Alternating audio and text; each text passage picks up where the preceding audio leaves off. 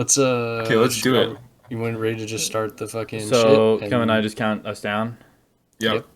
3, 2, 1, start. Yo, what up? Baby. Speed, audio speed, camera speed, rolling. You're To now your entering places. Go to joke your attack. number one. Welcome Troy, to the turn this podcast off now. Troy specifically, if you are listening to this podcast, please turn it off. The bombs have dropped. It is a joke apocalypse. How are you gonna rebuild the joke world? It is a laughter. It is a laughter. I thought of the Laugh Factory, and I was trying to think of something funny to say about using the words Laugh Factory, and I blanked.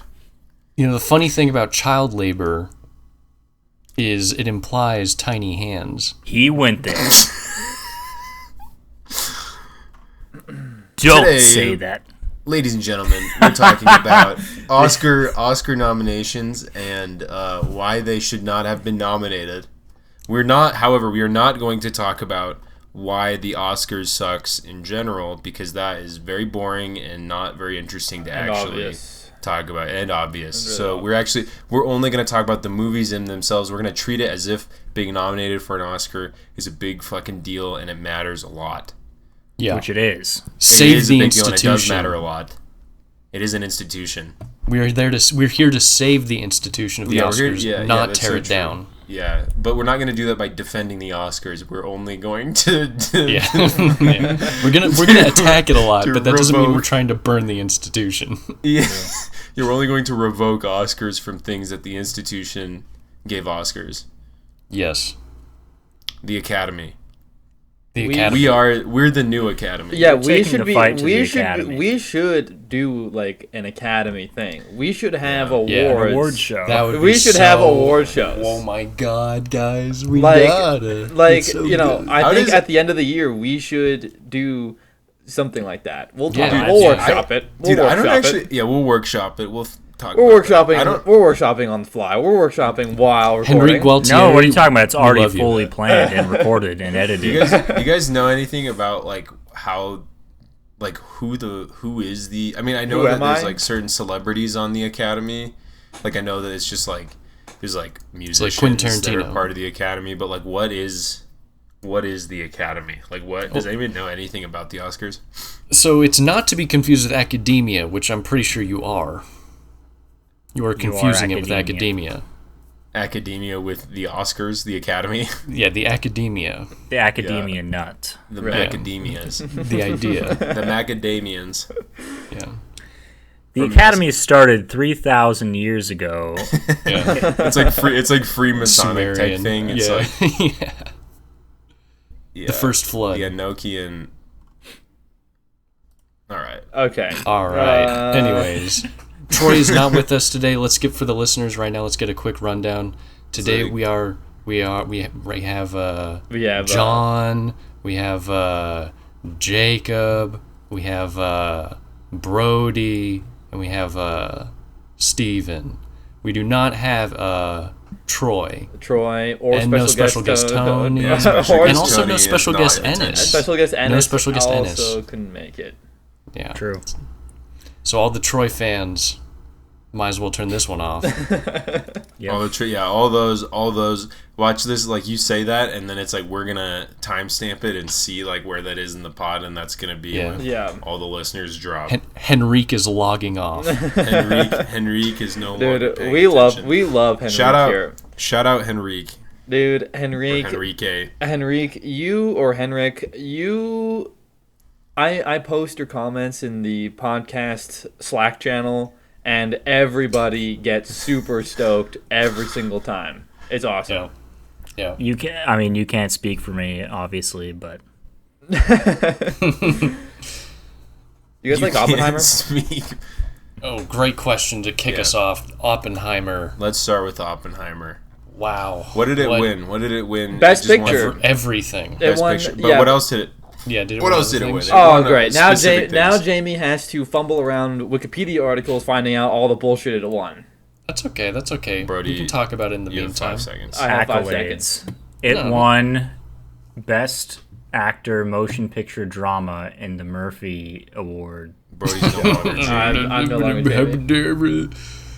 It won Best Good Movie of the Year. Yeah. It won Best Picture, Best Director, Best Actor, Best Supporting Actor, Best Cinematography, shit. Best Film Oh Editing, yeah, Best Robert Original Downey Score. Jr. got Best Supporting. Dude, so fucking. I stupid. mean, he was fine, but it's just fucking so whatever. Robert Downey Jr. should go back to doing drugs. This movie, you'd probably be way cooler. This movie, Already cut that. this movie sucked. And as we've mentioned before on the podcast, okay, firstly, I have to disclaimer, there's obviously some awesome things you can find in it if you want to look, but ultimately it sucked, and the culture really psyoped itself into thinking this was a great movie. Right. And I truly, I mean, I don't know, you said it before about like how I literally can't actually believe when people say it's like the best movie they've seen in like 10 years or 20 years. Like it's one of the great, like I can't understand, like I don't know, whatever, I believe they're sincere, but it's like I will go crazy if I actually try to fix that in my head and make it line up and make it actually make sense. Be like, oh, there's something I'm missing. Like you'd go insane watching this, trying to pretend it's good. If you, I don't know. Well, I guess there's a lot of people who pretend it's good, but I mean, obviously, it has a lot to do with the presentation, just how it looks and how it's shot.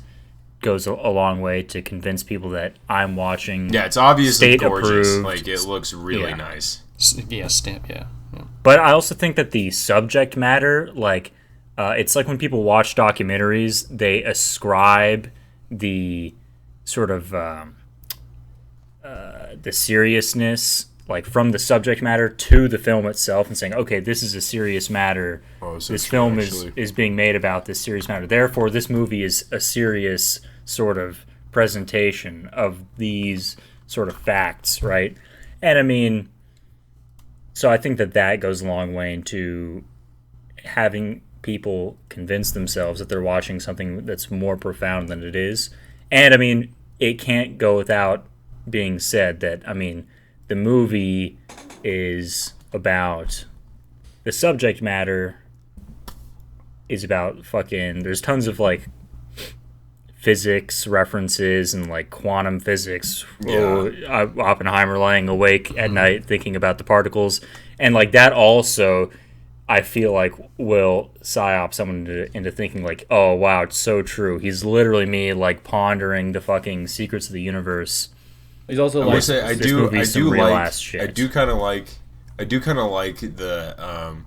the way those sequences like look and feel though, even though it's like obviously from like one step away in like what it's bookended by is like unbelievably cringe and like just like nonsensical. I feel like when it's like the thing is like I'm obviously not coming from a perspective of knowing or understanding anything about physics or math and all this stuff, but it's like I feel like it's like in no department of like this person is smart does it like actually succeed in convincing you that like they're like actually know what they're talking about. Because like I mean you have like all this stuff with like Florence Pugh, which is like the exact same thing where it's like they're like talking about Marx and let me talk about Freud and talk about like that, and it's like the same. I think it's the exact same thing. It's like I just can't understand like being Christopher Nolan and writing about something that you literally don't know anything about. How you feel so confident doing that. He read some sort of biography on him. I remembered the stories like I think Robert Pattinson on the set of Tenet gave Christopher Nolan a biography as a present, gave him a biography of Oppenheimer, and then that was like one of. Is that real?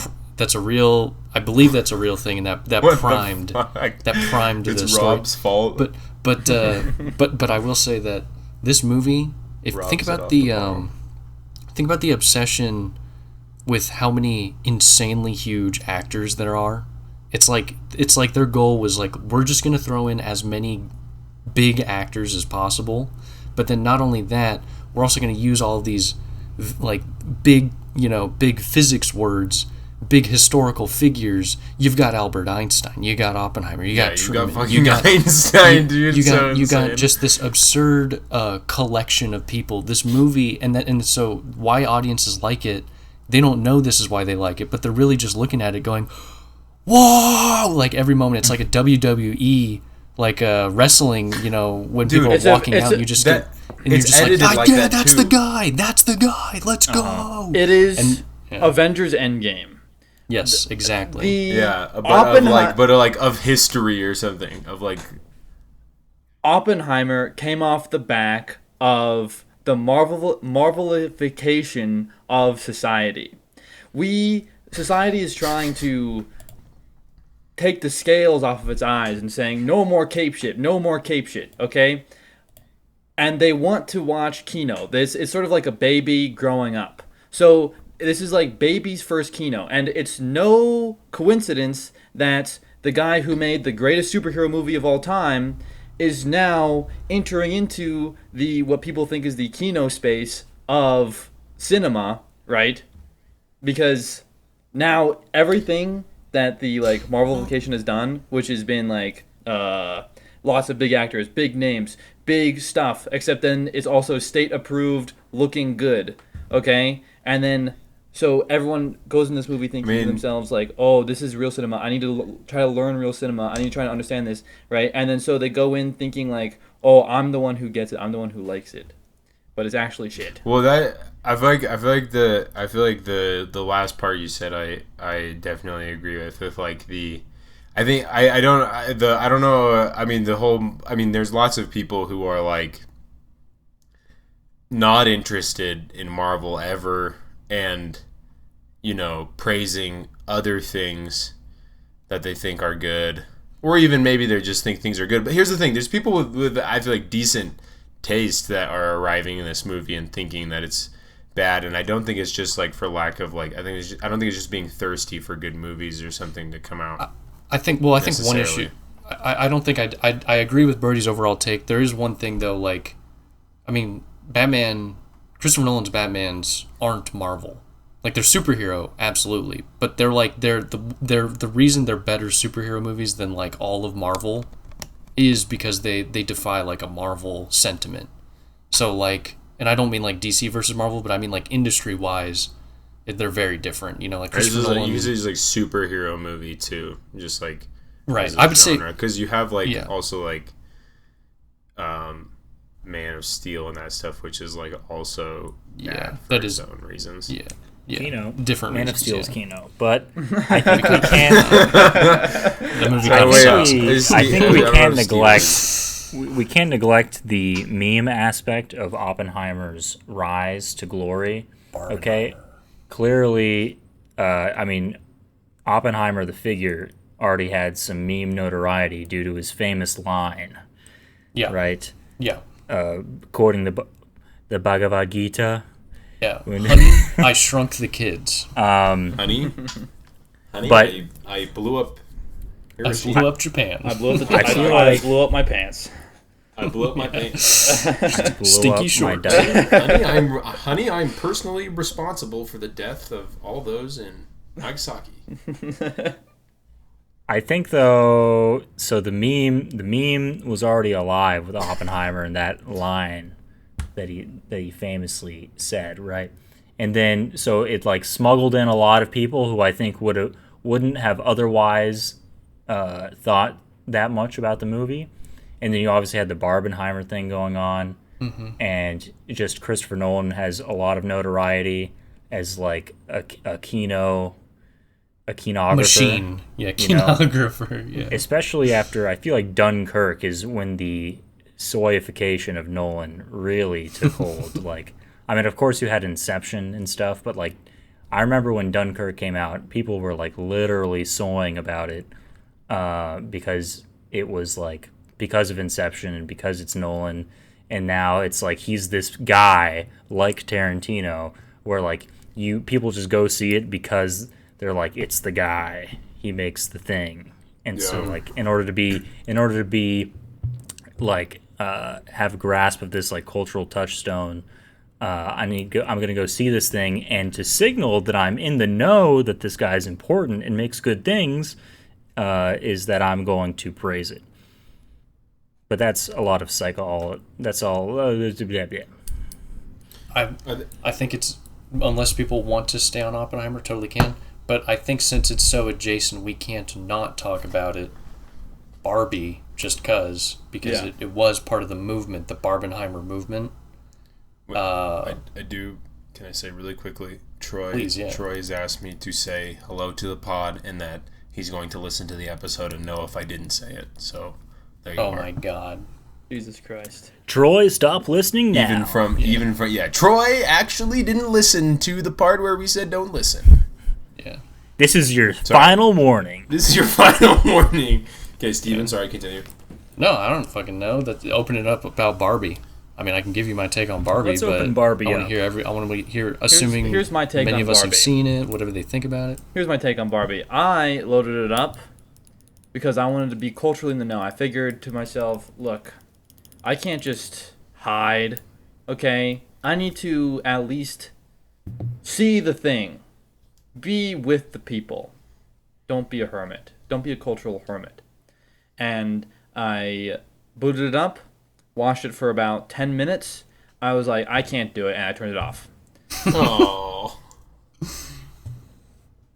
Really? Yes, Why yes. couldn't you do? Why couldn't you do it? Do you remember the moment? Do you remember the moment that? Yeah. made Do you remember? just be Yeah. like, Do you remember the moment you're like, turning it all off? right, fuck this shit. Ken had come in surfing like a wave, and there was some sort of dialogue between Ken, Barbie, and some other surfer guy that made me like just roll my eyes and just feel like, look, I actually really have no interest in watching this and continuing because I'm obviously not going to like this. And the 2001 opening sequence really bothered me.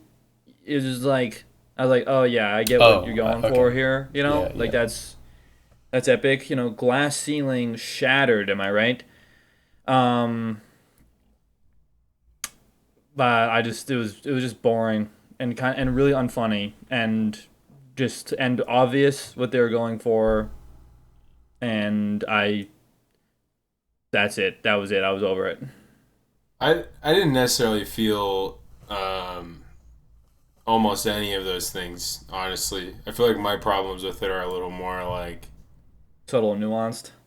Well, a little more. Had to watch the whole movie, not necessarily not necessarily like a. I didn't. Oh yeah, I didn't personally have like an aesthetic. Yeah, I didn't personally have like an aesthetic repulsion to it necessarily. That's interesting. I think. Well, I'm not. I overall don't like the movie, but I think the descriptors that Brody was using, I would agree with as obvious and boring. That doesn't mean that I think the movie was like turbo giga shit. And there are moments that I can think about where I'm like, that was pretty good. I wish we had more of that. Like what? Like there's elements. Well, there's a few moments in the film like where John I'm sure will recall pretty well, but they're like just really intimate, humanist, being toward death vibes, where it's like, holy shit, I'm gonna die vibes, and then it just formally it all makes sense, particularly when Barbie's in the real world, when she transitions from Barbie world to real world, and those moments actually hit pretty hard, so from a director standpoint, like it did what it, those moments are just pretty well executed. I will say, I feel like there is some good stuff in there. I feel like in general, I'm not like the biggest Greta Gerwig head, but I do like Little Women quite a bit. Little Women I think is actually pretty fantastic. But I think I don't know. Yeah, I mean I think in general I'm not necessarily like super privy to that particular tone and vibe and this sort of thing. I will say I feel like I've developed more of a taste for it as like I feel like there was probably a point in my life like where I did feel a lot more like just kind of like Jesus fuck this, I don't like, just turn it off sort of like with the sort of thing. So I definitely do relate, Brody, and like, but I feel like I I don't know. I've become less bothered by a lot of those same things for whatever reason, and I think, but I do think like my issues with it are things like and this is actually, you know, I think as we've gotten further from the film being released, I think I've heard a lot of people express this who were like huge, like I love the Barbie movie, you know, is basically saying that like, you know, it's like just a tragedy that like Ken is basically just like completely like fucked over by the end in a way that's like kind of like it's like he's not like treated as like a real person in the end, even though it's such an opportunity to do so. Mm-hmm. And it kind of works against itself a little bit by doing that. But I think in my mind, that's like the worst thing. There are like some humor things that I'm like, yeah, I get, yeah, the whole like kind of obvious thing. Like some of it is kind of like, this is obvious. But I also think I watch it and like, I think I watched it actually several times at this point, and like the every time I watch it, I think I'm less rubbed wrong by like the things that are like, oh, it's obvious what you're trying to do, because I think I've realized like, oh, the trying to do part of it is actually like not what they seem to be caring about with the jokes. It's like they're making the jokes or this scene or this moment because they like that moment or they like the joke in a way that doesn't like the subterranean thing. It's not like the point. You know what I mean? It's not like late night talk show like political jokes or something like that necessarily, where it's like there's this super just unbelievably shallow thing with like, you know, they're getting like just funded money through the, you know, whatever, just DNC fucking, you know, like the, you know, it's not like that. It's like there is like a sincerity. There's just like if there's a distance for me, it's like purely in my mind watching it, it's like mostly taste. Yeah, I mean, and like, you know, that's really what it came down to, obviously, right, for me, is this like aesthetic repulsion that I had. And I think because I was going into it with the feeling of I feel like I should, like it's my responsibility to watch it, more so than I was going into it. I'm like, well, what is this about? Because I went into it already kind of feeling like I understood aesthetically what's going on, the message that's happening. I mean, it's like so charged, right? Walking into something. So I was already over it before I even started, you know. And I was also like watching it at like close to the height of the like meme cycle of it all. So it, you know, okay. What did it deserve an Oscar though? Are we?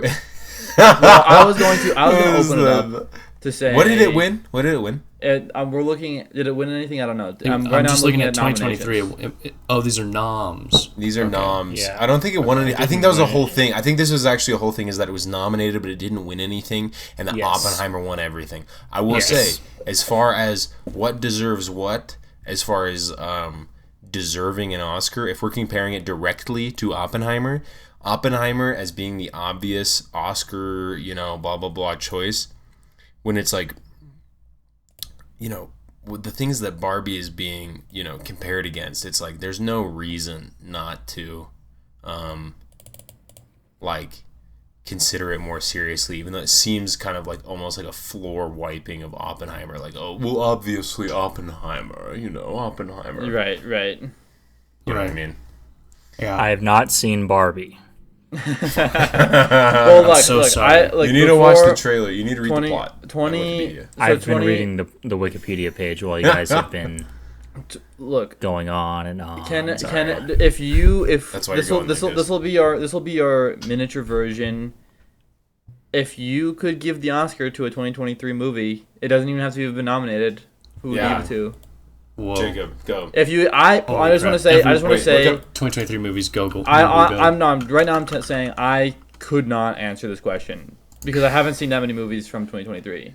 I've seen quite a few, so I might be able to, but it might not be very fun to talk about because most of them are probably things that not everyone has seen. Well, you could just rip it out there. You can only give it to one.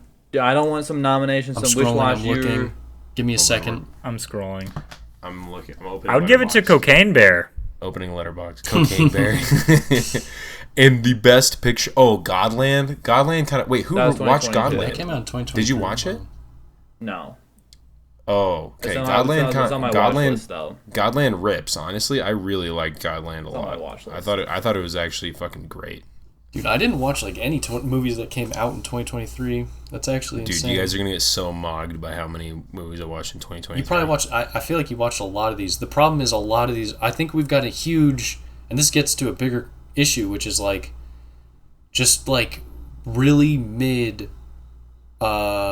People use the word once like faux tour, like, but whatever. They're maybe not faux tour. That may be like too castigating against like the directors themselves who are just trying to do their thing.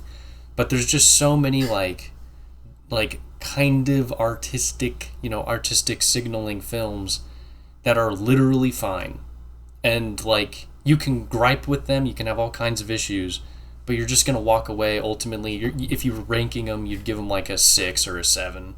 And there's just a fucking billion of those. Yeah, that's like, fair. The industry is just flooded with that. Well, I will say there's yeah, I mean, a lot of those are not great. I would say, okay, we got fake answers, we got real answers, we got Cocaine Shark. We got Sasquatch Sunset. That was 2024, but I watched it. No, wait, that's not even true. I watched it. Never mind. I watched it. I went to the premiere. Sundance. Can we radically shake up the conversation? Yeah, we can radically shake up. I just want to say my answer's boring, but maybe someone agrees. Iron Claw. That's probably the best movie I saw in 2023. I don't know what the fuck that is, but good for you. So okay, we got. Dude, I watched kind of a lot. Hold on, I'm trying to pick one. The best one that I watched of 2023. I mean, if I'm being completely honest, it was probably either Perfect Days or Anatomy of a Fall or Anatomy of a Fall. I believe that Anatomy... Oh, wow. Those are... Okay. 2 of those make complete sense to me. I don't know what the other one is. Priscilla doesn't make any sense to you? No, it does. It's that one and Anatomy of a Fall, and I don't know what the first movie you mentioned is. Perfect Days is Wim Wenders' new film. Oh, man. All right. It's pretty good. Well played. I mean, whatever. It's not like unbelievable, but it's a good movie. I mean, I don't know. I also watched we don't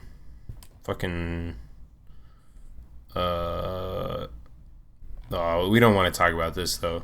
I watched Poor Things. No, we can't. Well, first off, I don't think anyone saw it. Go on. I really like Poor Things though, but can we keep things very surface level, very very normal viewer friendly? I felt like it very like I wasn't saying that to police you. I was saying that because as a segue. No, I should be policed though. I should be beaten. Okay. I hecking dislike Mad Max Fury Road. And dude, I hate Mad Max Fury Road. Oh wait, no, Fury Road. The newer one with not the newest one with Tom Brady or whatever the fuck his name is. Tom Brady. Yeah, Tom Brady was great. Do you mean Furiosa? Dude, is it? I hate Mad Max Fury Road. I hate Mad Max Fury Road. I hate it more than you. I hate it so much. I hate it more than you. I saw it this year. I saw it this year, and I went into it thinking I was going to like it, and I exited, and I was like, "This movie sucked." I thought I was going to like it. I liked it. I like it. I need to watch it. Wrong. I would say no. Stand by. This episode's about everyone. Hate. Stand by while take incoming. So I watched Mad Max Furiosa. We're not talking about Furiosa. I also saw it in one of the best in Warner Brothers Studios in a fucking amazing theater, and it was so dog shit. It was like not even funny. Like it was so bad. Like it was awful. It was probably one of the worst movies I've seen. I could have told you that, and I haven't even seen it. Listen, I got to see it. I got to see it. It was free. It was free to see. So I'm not. It wasn't like I paid to see it. So it was like not like that big of a deal. But listen, at the end of the movie, they have during the credits they play clips from the original Mad Max, and it was such a horrible choice because it's basically showing how much better that movie looks and feels than the movie you just watched. So if you guys already didn't like Mad Max Fury Road, imagine that it just like okay. Do you like the way it looks? Like, do you like it? Like, do you think it looks cool? No, No. it's an ugly movie. No, It's ugly. It bothered me. Oh my god. It's fucking ugly. It was. I think It revels. Hold on. I think it's draining. I think it's a draining look. That's Brody, okay at first. Brody, let's tag team this, okay? Okay, tag me in. Tag me in. You're in. We're in. Okay. Mad Max revels in its filth and its ugliness, okay? I'm violently nodding my head. Okay. The viewers can't Oh, see. okay. This post-apocalyptic world, it's fucking ugly, okay? All the characters are ugly, and the movie wants to shove that in your face. Yeah, okay. But it's second.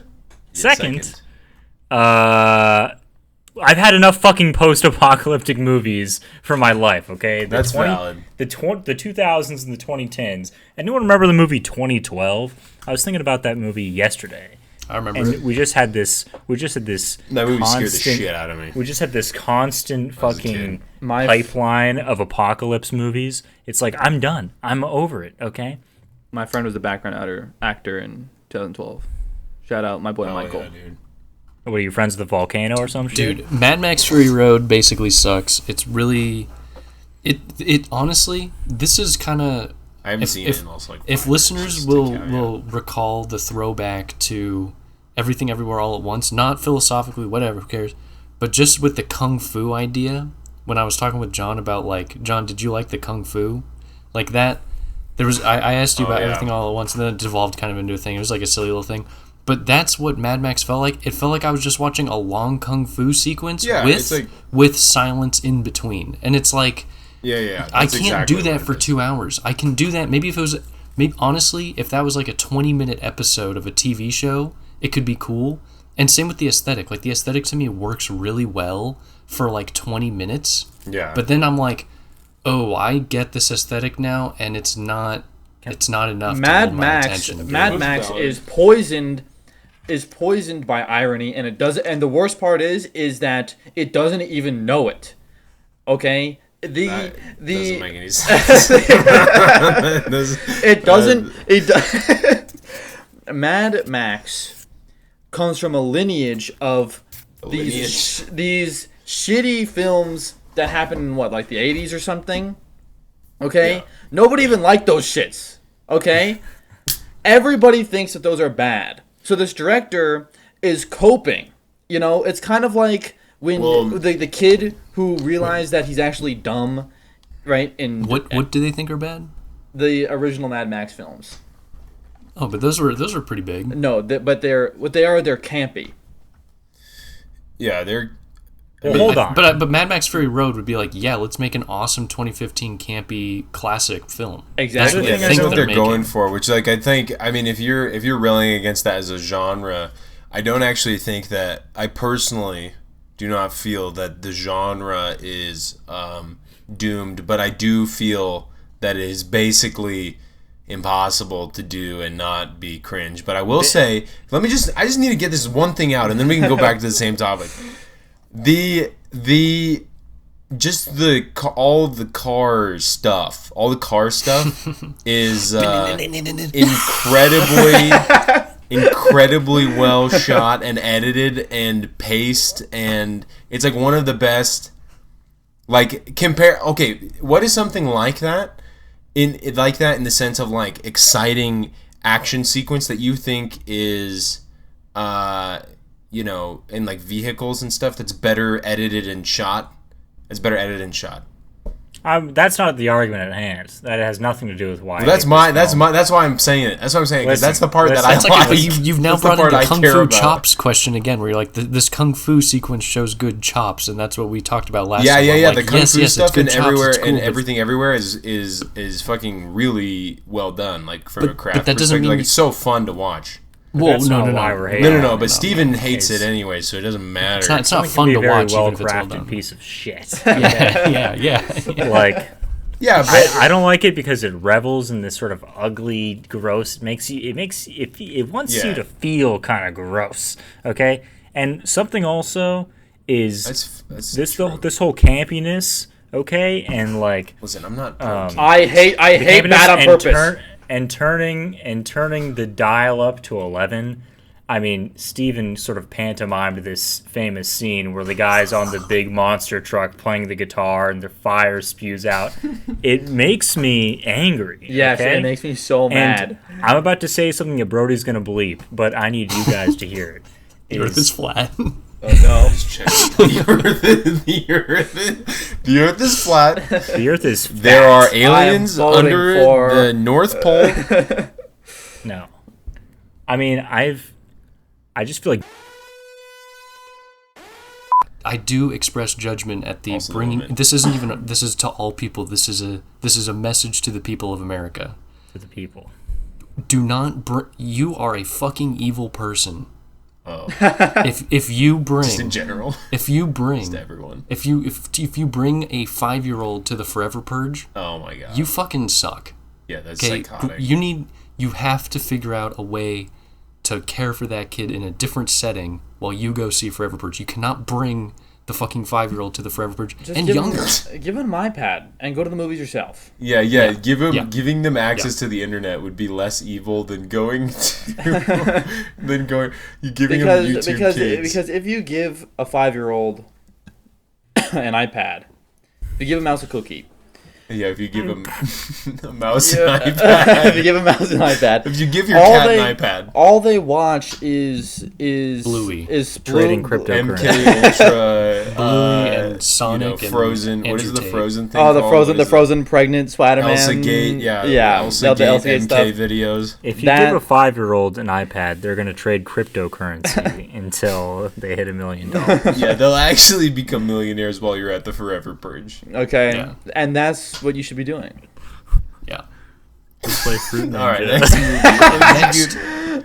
Next Oscar Look, movie this discussion. one. I mean, I'm getting another one of these. Can you guys see me right No, now? bro, Is you're the- getting my a second camera- No Yeah. way. Okay, yeah, Third because I was gonna view. say I turned my camera for myself off, and it's actually amazing. I can't Like believe. I actually feel like I'm talking to people instead of Really, I'll try that. I feel like I'm looking at looking a at mirror. myself. Yeah. You right click your image, and it's actually way better. I'm like way less whatever. It's better. I'll be back You hear that, listeners at home? When Turn you're your in a cameras Slack call, on the Slack. when you're in a Zoom call, We're actually in Microsoft Meets. What's it called? Microsoft Teams. Yeah. Yeah. We're in Microsoft Teams right now. we're actually in TeamSpeak. We're using GChat to discuss. We're on Xbox Live chat. We're on all in a Xbox. League of We're on Legends Xbox game Live. right now. We're all We're all in playing the same League of Legends game. Look, Thank you, look. Steven. 2022 can be skipped. We beat everything everywhere all at once. We to beat death. the allegations. Can we talk about... Can't talk about everything. I kind of want to talk about... Whiplash. I do not like Whiplash. I have Whiplash not seen Whiplash. could be an interesting. Oh, wait a What second. else- Yes, I what else have. I've came out seen that- Whiplash. What else came out that year? Can you scroll up? The Theory I of believe it Everything, won. It Imitation won, Game, I think. Grand Budapest Hotel, Boyhood, American Sniper, Just and control Birdman. F. Control F it. I just said it. I just said it all. Really? Hashtag that's you're not- welcome. I just want to see it. Oh, there we go. All right. So did not win. Oh, Look. Birdman won. Look, I think Whiplash isn't that bad, and I'm sorry. Oh, Whiplash. Yes, let's talk I about hate- Whiplash. I hate Whiplash. I think it's good. I'm a Did he get Whiplash nominated hater. for something? They got nominated for Got best picture. nominated for Oscar. I think it's gonna be Jacob against the world here. I think Whiplash is cool. Yeah.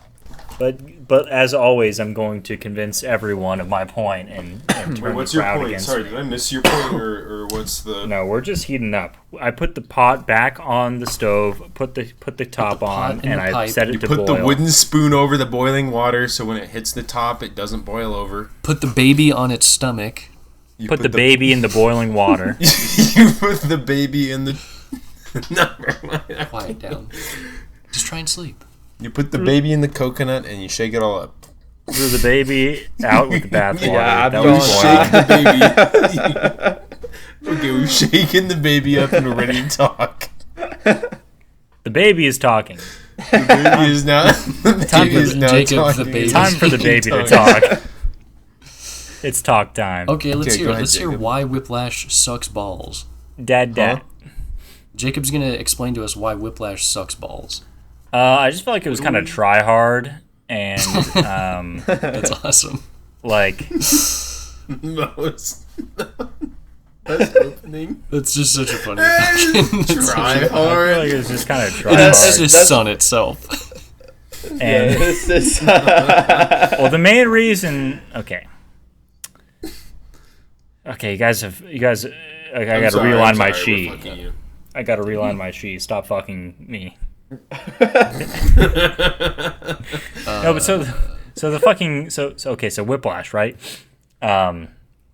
It just kind of tries really hard to imbue this like sense that like you just gotta like try hard, and like it doesn't matter the situation, like you're gonna persevere even though it's hard sometimes. You know what I mean? No, it's so much worse than this though. Like you're only looking at it's so much more. Yeah, sorry. Yeah, sorry. No, Get back to go deeper. Lucha Libre. So No, not Lucha Libre. It does have Hold that on. filter. It does have that filter. It does have. True. It is a we yellow-orange are in filter. like Mexico filtered. Yeah. okay. I'm just gonna pass it over. Oh. oh my god. I'll say Whiplash. Good. You can walk away being like soy jack, and you can also have the base take of walk away going, damn, shit really be like that. Nah, hell nah. And obviously the latter is a more mature take, but also we're all captivated by the first take, which is soy jack, and that's like a fun thing. But if you revisit, you realize, no, it's not soy. You can't be soy jacking at this. You know. Go ahead, Jacob. Okay, I'm building up steam. With Yeah. I'm taking the pot is still in the stove. Okay, Yeah. we're building up some steam. But I feel like the movie also a lot of the acclaim it got was coming from how like it got this reputation of being like a really intense movie, right? Like very tense emotionally and just like captivating. Like, oh my god, is this really happening? Am I really watching this?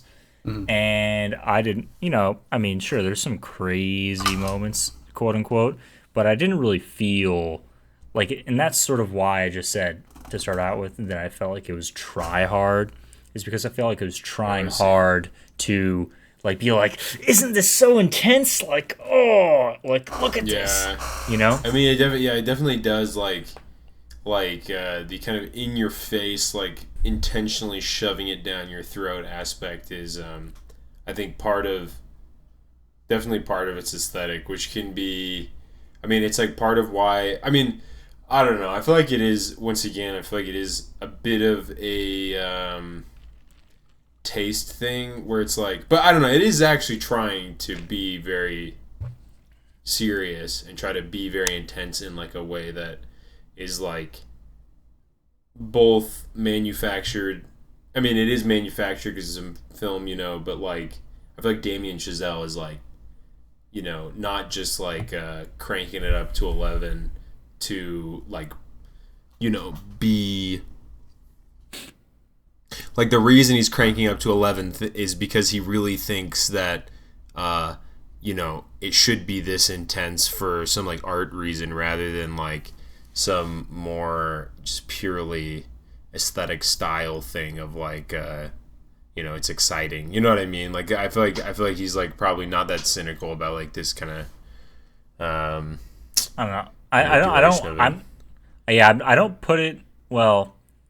I'm gonna kind of return to the Oppenheimer argument of like a big claim of its success is that the audience is like psyoping themselves into like they're putting it on more of a pedestal than it deserves, and it is somewhat like the sort of baby's first Kino idea, where you have this movie that's emotionally gripping and has like a plot and is easy to watch, but it just is, the intensity is a little bit more finely tuned, right?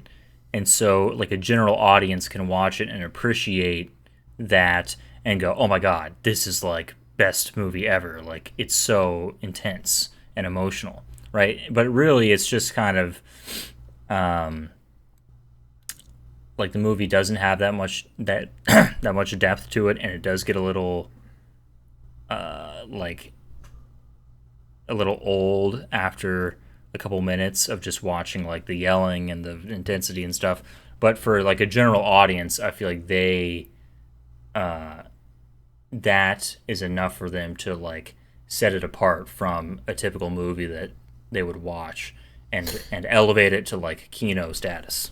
So, thing is, so I watched it for the first time in high school, in high school as one of my baby's first Kinos, and then I watched it again last year, and I was stricken by how not boring it was, and how along for the ride, and how much fun I was having watching it. And I think, like, when it comes to... And I think you're right about the part that because it has, like, this sort of different feelingness to it, that you're psyoping, or it's typical for society to psyop itself into thinking that this is, like, actually good. I think that what makes... going back to Oppenheimer, I think, is actually not different than any other movie, aside from maybe some like vague appearance stuff. But Whiplash actually is a bit different than every other movie. Yeah, I think that's right.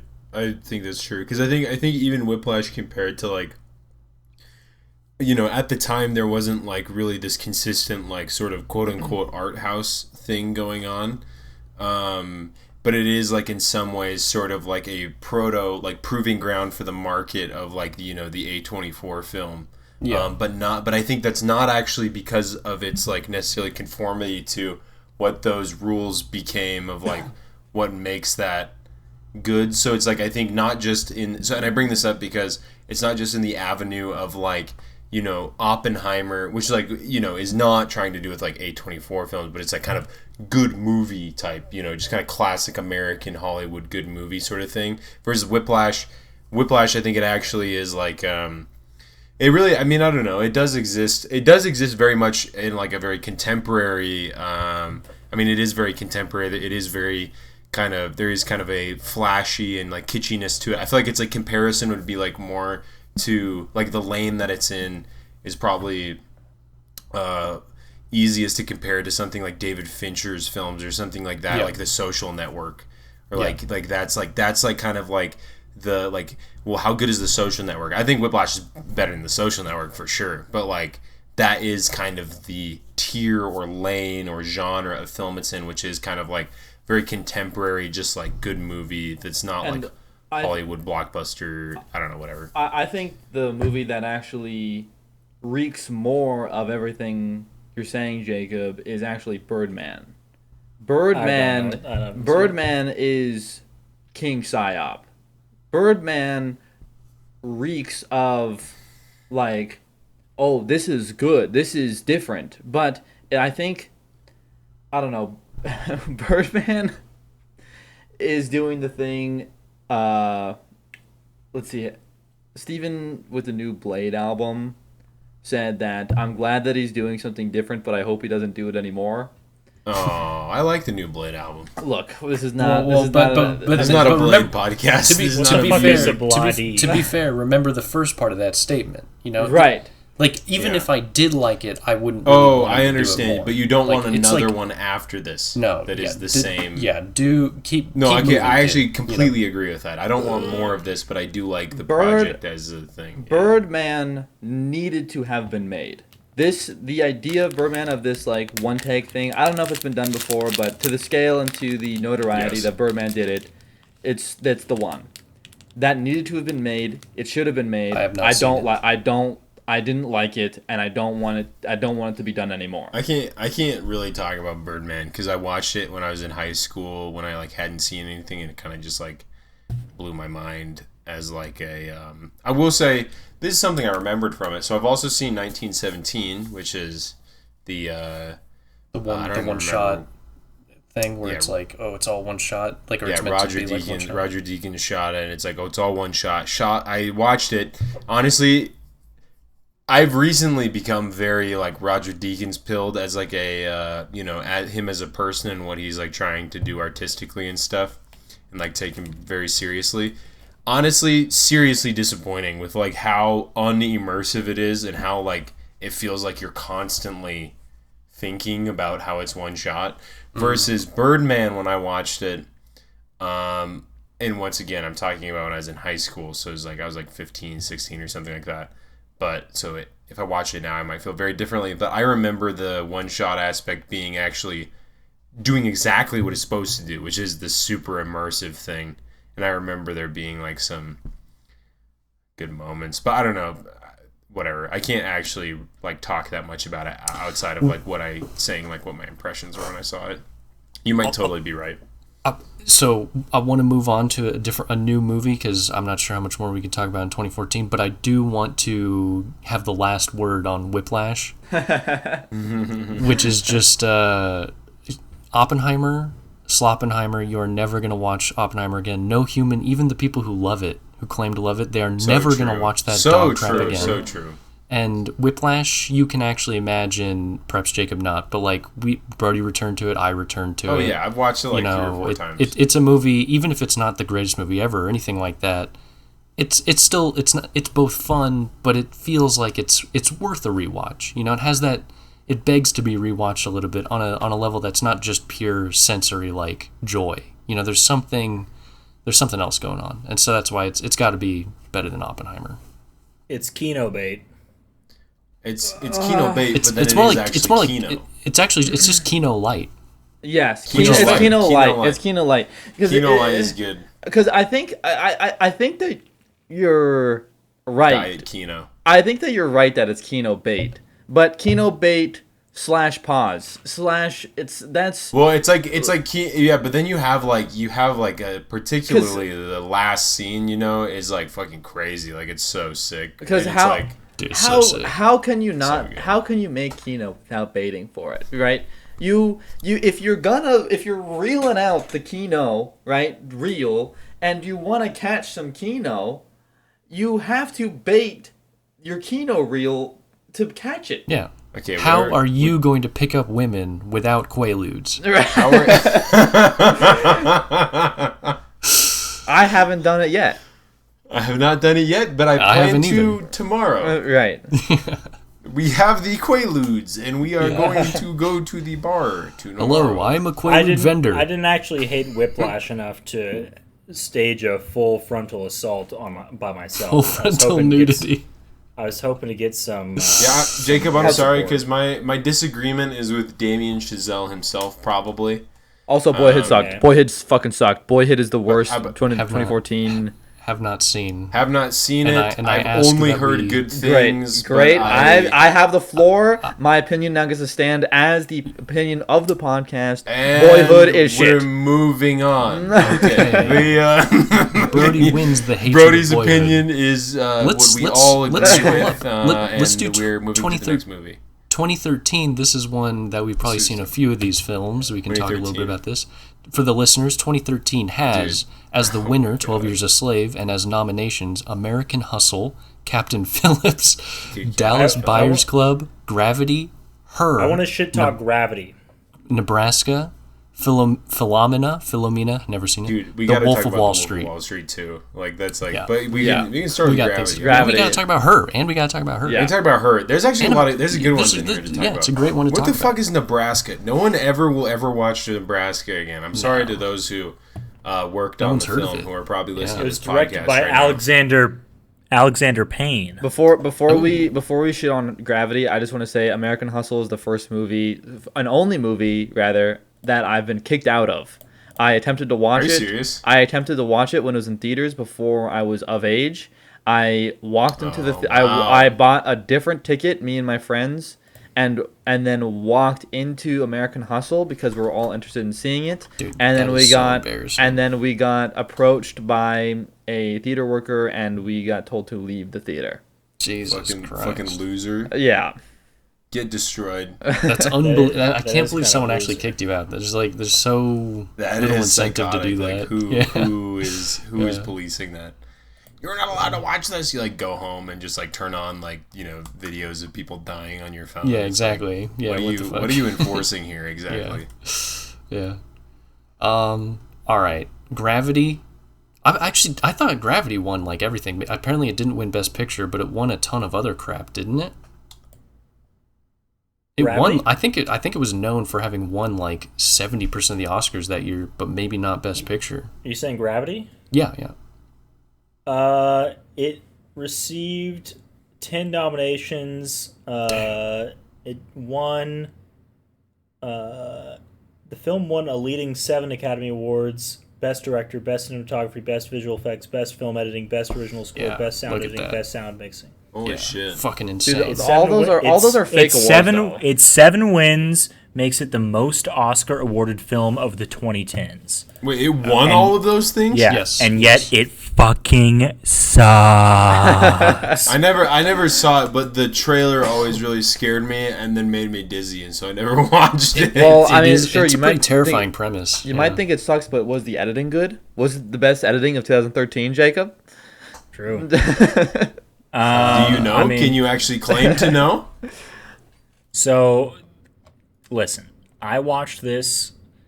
Here's the main reason I hate this. I mean, I watched this back when it came out, and I was still a child, or whatever you want to call it.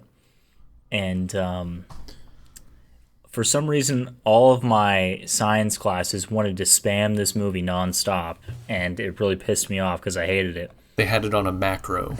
Yeah, they had it on a macro in Excel, and I also like Sandra Bullock is just kind of boring in it, and the whole movie's boring. But keep in mind, this is also what I remember thinking about it as like a 14-year-old or whatever. Yeah, I saw it. I think it's same age-ish. I might have seen it with my mom in theaters, and I liked it. I didn't think it was great. The fact that Alfonso Cuarón directed it makes me want to rewatch it as a grown boy. Oh yeah, what the fuck? I didn't even know that. That really makes me want to rewatch it. Yeah, I want to figure out what's going on. Look at the Kinoarians getting Kino baited. But it definitely wasn't bad. I thought it was like definitely not bad. I'm probably wrong. Great. I don't know. Probably overrated, but I don't know. I'm probably wrong. Fold instantly. I'm probably wrong. I'll tell you what. I just wanted to share that I didn't like it when I was a kid. The George Clooney as an actor and as a man, there is something like I forget which show it was that did a bit that was like George Clooney's like insufferable. Yeah, he's like the male. He's like the supporting actor. It's got Ed Harris. He's like it's male female in space vibes, Gravity, and he's the male. Okay, wow. George Clooney. But spoiler alert, he's also fake. He's in the film. He's just. I just mean to say, like in the film. Tell me that. No. Sorry. He's just a. I don't know, dude. I've never been like hyped on anything he's done. He's always like George Clooney. I don't dislike what him, about his Coen Brothers stuff? I feel like it's fine. It's good. Well, I haven't seen that, but I know in Burn After Reading I like him in it. And Burn After Reading, Oceans movies. But even in that, he's fine. I like him in Burn After Reading, but only that's because the thing. he is annoying in that movie. Well, but so Burn After Reading's cool. So as a character, he can do that kind of thing. That's cool. That's fun. But like, and in Hail Caesar, he's in that too, and he's good in that. That was epic. He's good in it. He's good in it. So I have nothing like I don't have like hatred for George Clooney or anything. But he's like it's like crazy, like how low his peaks are, like. His peaks are a 7, and that's cool. That's good, but like he's like the most consistent 7 actor there is. He's just so cozy. I mean, he's cozy. He's just so cozy. Well, it's also just like you can't. Every time you look at him, you think about how It's funny because I've actually never heard people actually talk about it outside. Like it's like people always refer to other people talking about how hot he is as he gets older. But it's like it's always in reference not to him himself. They like agree, but they like invoke this conversation that is being had by other people that I've never actually heard outside of people invoking the conversation. Mm-hmm. Do you know what I'm saying? Like this is like something. It's almost like people always say. Trying to think of a parallel. Yeah, isn't that interesting? Yeah, I don't know. I can't think of something. There's else I that, think the dad. Like I think the dad bod. Do you remember the dad bod Leonardo DiCaprio thing? That kind of has died away these days. No. But back in the day, everyone was obsessed with that conversation. Like, he's attractive but has a dad bod, but no one actually. Like Leonardo DiCaprio, he was already like past his due date. Everybody is saying that Leonardo DiCaprio's dad bod is hot, and it's like this is crazy. That's a perfect. But nobody ever said it. It's a perfect example because it is the reference to the conversation that no one's having, that everyone is having by talking about the conversation. Yeah. Speaking of. The Wolf of Wall Street, who is also shit. I will say the Wolf of Wall Street, at the time had broken the world records for the most swear words in a film or something. It broke the world record for the best movie ever made. For the best movie ever made, Martin Scorsese. But I will say this: I feel like the Wolf of Wall Street. So I've seen it. I remember the first viewing. I was like, 14, 15, 16. You were soy jacking? And I was like, oh my god, what the fuck? This movie's so crazy. They're doing so many drugs and saying so many F words. Like, that's crazy. Oh my god, Margot Robbie, she's so hot. And having sex. Yeah, and having sex, and you like think it's so epic, fishes. So crazy. And then like you go online, and then there's like you watch a YouTube video that's like the YouTube video essay that's like everybody.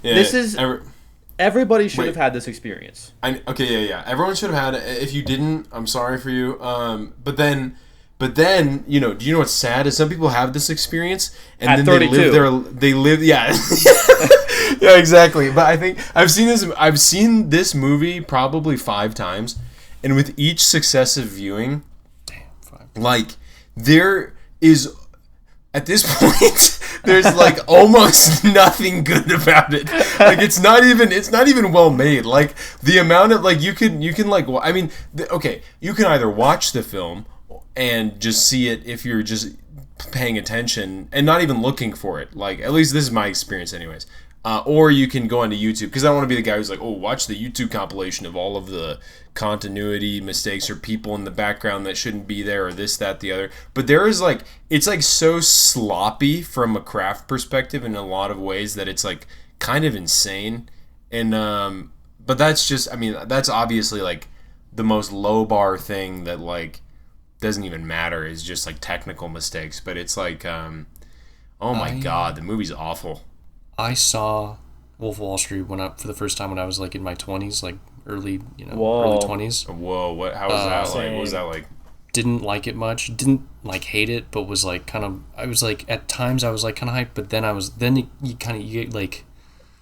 You just get kind of saturated with it all, and you just get kind of tired of it, so it's a little bit boring. But I do want to say, while it's not my favorite movie, La Dolce Vita just did Wolf of Wall Street, but like actually did it in like so long ago, and it's obviously like a great movie, whereas like Wolf of Wall Street is basically just corrupt and evil because it like revels in it too much, whereas like La Dolce Vita, I don't want to spoil, but like it doesn't feel evil at all, even though it's like the exact same subject matter, the exact same concept, but it's formally. It presents it so differently, Yeah. And like Scorsese no doubt had La Dolce Vita in mind when he's making this film, but like, yeah, it's fucking just super low mid. I don't really care about it. It's like, I don't know. No, yeah, I watched Wolf of Wall Street for the first time probably like a year and a half ago. Whoa. Yeah, I had evaded it that entire time on purpose because I used my special superpower vision to see that it was bad. Your Geiger counter? It was emitting a lot of evil particles, yeah. And I was picking up on those. So I was like, yeah, I don't think I would have watched this movie. And then I watched it. I don't remember why or when or how. But yeah, basically, it's just revels in all the craziness of the story, and it really, this just goes without saying, but it just grinds my gears how there's like a culture surrounding the film of guys in their 20s that are like, this is the blueprint. Yeah, well, and it's because it has like a similar thing, like issue that like American Psycho has, right? the difference between American Psycho is that it's like it doesn't while it revels in it, it's doing it sort of self-consciously a bit. While it's super self-consciously. I mean, it's like it's but like this is sorry, continue. But this is actually reveling in something that is as fake as what American Psycho portrays it to be, right? Like the amount of fake finance bros that Wolf of Wall Street has probably bred has turned up the evil counter in this world by probably some sort of meaningful percentage. The evil clock has advanced 5 minutes to midnight. Right? Yeah. Like Yeah. You know, and the thing, Armageddon. and it's epic. It's epic because it's like it's the fake finance bro versus the real finance bro. Real finance bro is a 5-year-old with an iPad. The real real finance bro doesn't like it and is no. This is not true. Spreadsheets. This is no. This is so not true. So I happen to know quite a few Goldman Sachs employees. And I don't have their contact information because. And I am not currently talking to them because... And I don't have their contact information either. They're just people that are like friends of friends. But basically... they love okay, I will say this. The Wolf of Wall Street, as hyperbole when applied to, the average world of, finance bros. And finance bros, not finance people, but finance bros, people who fall in this category. People who probably like basically what I'm expressing is like these guys, they watch this movie and they're like, hey, yeah, the movie's fucking crazy, but they're pretty fucking cool. But it's not like so what you're talking about, Brody, is you're talking about people who are in call centers scamming people into like buying like dick pills or something. No, who watch like the thing. I mean, but okay, just let me finish what I'm saying, and then you can rebuttal that particular point. I'm gonna revoke that. But I want to say something too. Essentially, the finance bros, like the actual people who are finance bros, they think it's cool, but the thing is, it's just a movie, and it's not literally me, but it's like, kind of like, man, that's crazy, but then it's like they also, it's kind of like a little bit of a buffet of like, there's a little bit of a distance and a filter, but it's a lot of it still seeps in through, and they still like the movie, and they still do coke, and they still this, that, the other, have similar values, but to like, it's just like toned down like a lot. It's either you have, I think there's only like a niche giga, like a giga niche class of financier that doesn't like the movie. I think most people that are like hip and with it like it for one of two reasons in finance. They like it because they either identify one-to-one with it and it's so epic and cool and they can't wait to emulate that. Okay, that's like the most typical bro-ish. Then there's the other class, which is what John's kind of talking about, where it's like it's like a classic case of kind of like a fetishistic disavowal thing, where like the film gets to do the thing that you like, like if you were to take, your, lay capitalism to its ends and all of your fantasies and desires, if they were able to materialize in the world, unrepression were to just act on you, then you could be that, is kind of like what the movie poses, And so even though they don't ever consciously necessarily desire to live like that on a day-to-day basis, it still acts as this like stand-in for all of their deeper desires, and like what their lifestyle can accomplish, and part of the they get to feel like they're linked in or linked up. LinkedIn, that's fine. LinkedIn is awesome. Yeah, they're linked in. They're linked into the complex of like financial and surplus value of like making money in the world and of hedonism. We're creating not just money value.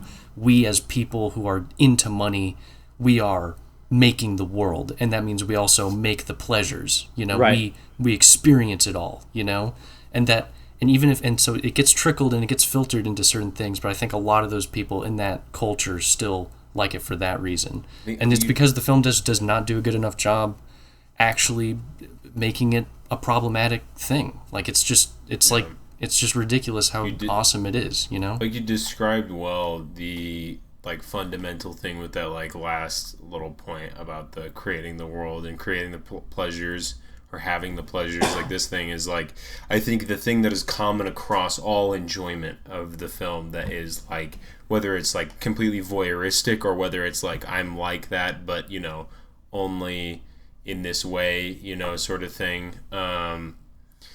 You know, it's kind of like a literally me Ryan Gosling thing where it's like he kills people, but it's like obviously he'll kill people. I'm gonna give myself the final take, which is going to be just walking back some things I said. The take back, if you will. Right. The take back.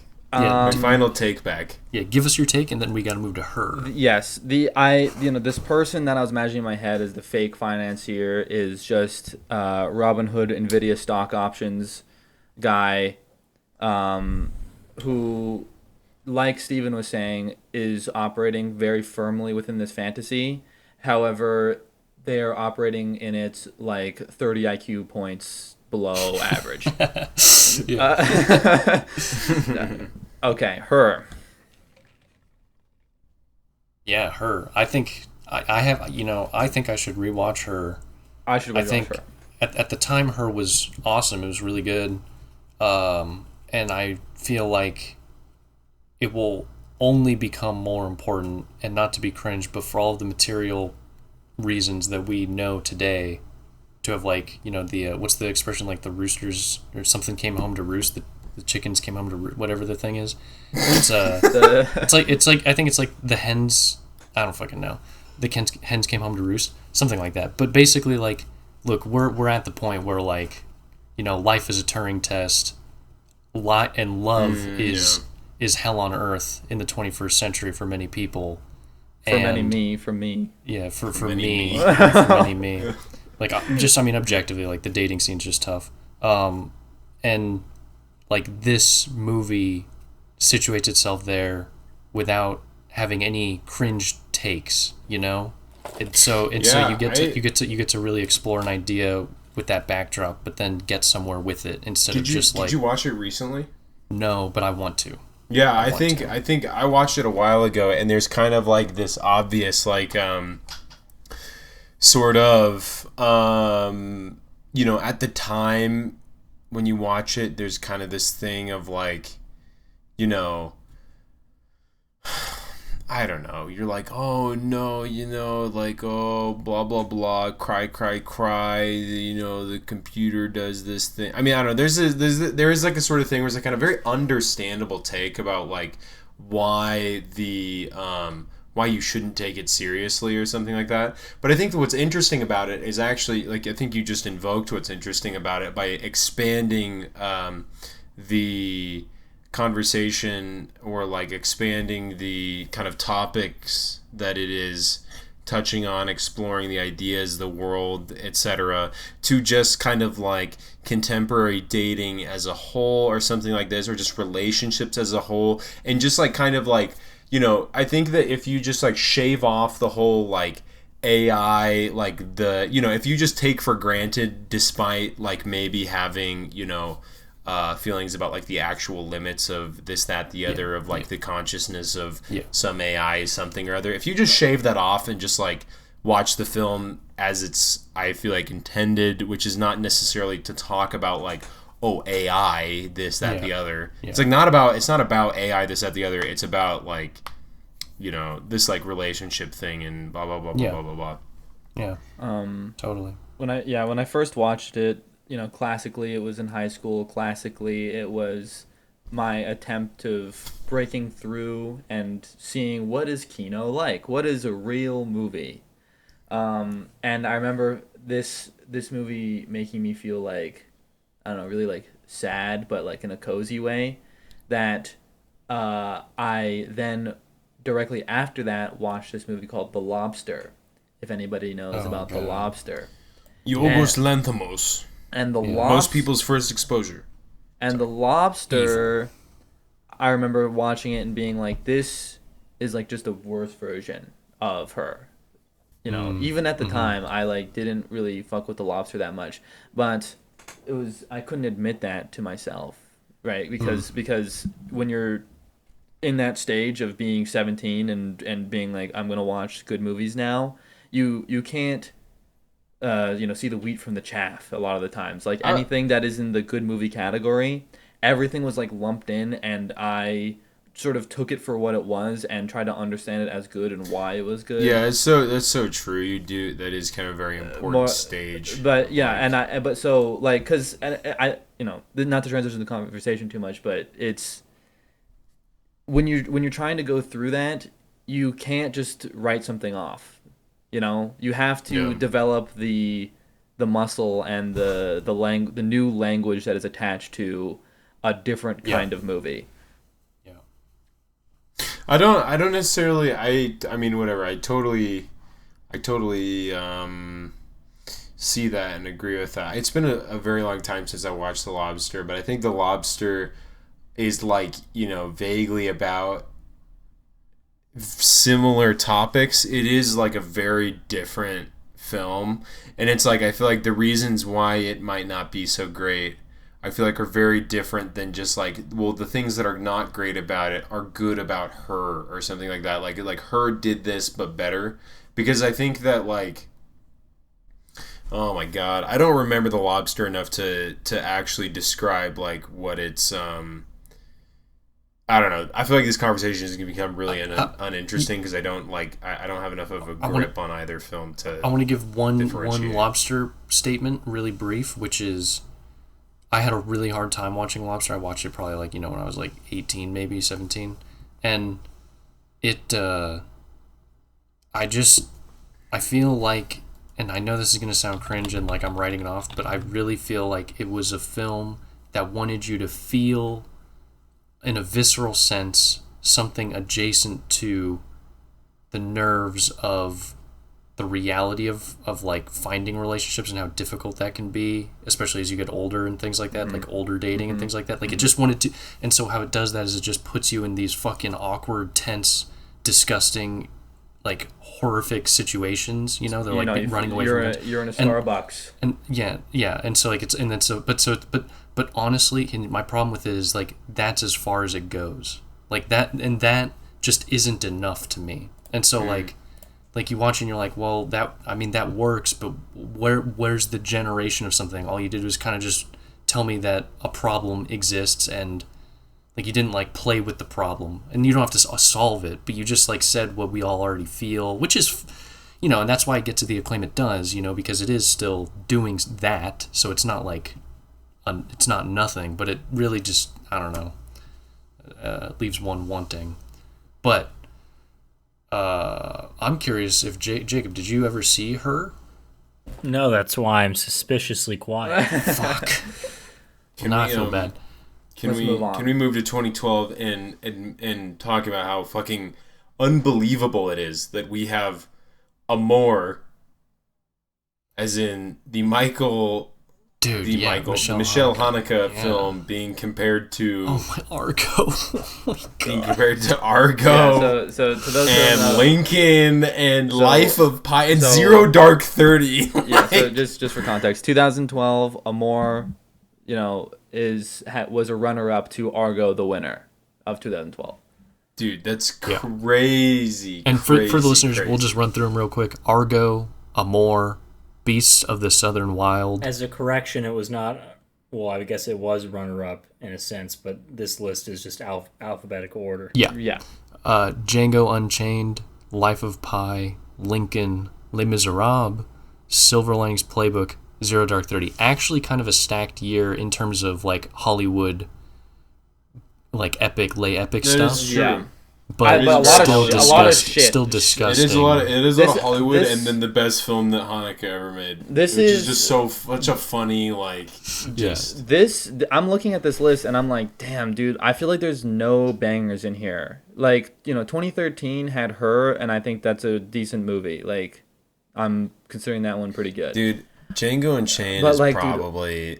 Oh my The god. Django Unchained is not good. Life of Pi is not good. Les Miserables is not good. Silver Linings Playbook is not just not good, is fine. but evil. Zero Dark 30 is Silver Linings stupid. Playbook. Is Silver Linings Playbook, like, I get the vibe that it is. I literally know. Actually, I don't know who's in it. I don't know anything, but I get the vibe that it is identical to.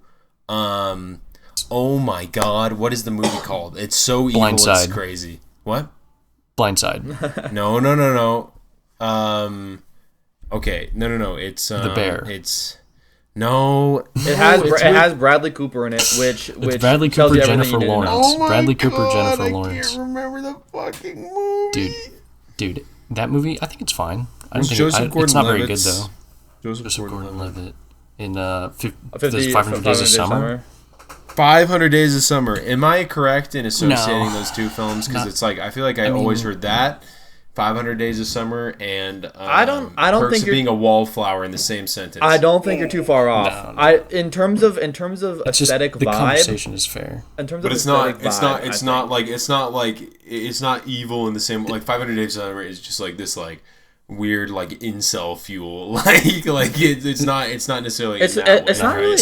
Silver Linings Playbook is not like that at all. Okay. No, I mean Fine. maybe It's I evil think for it just different I think it was just in the same conversational sphere. It's probably the same era, right? I'm just saying, like, Maybe, amount of time, like, but I think it just occupied a very different. It was just kind of like I think it was like a fucked up dude getting fixed by like a BPD woman.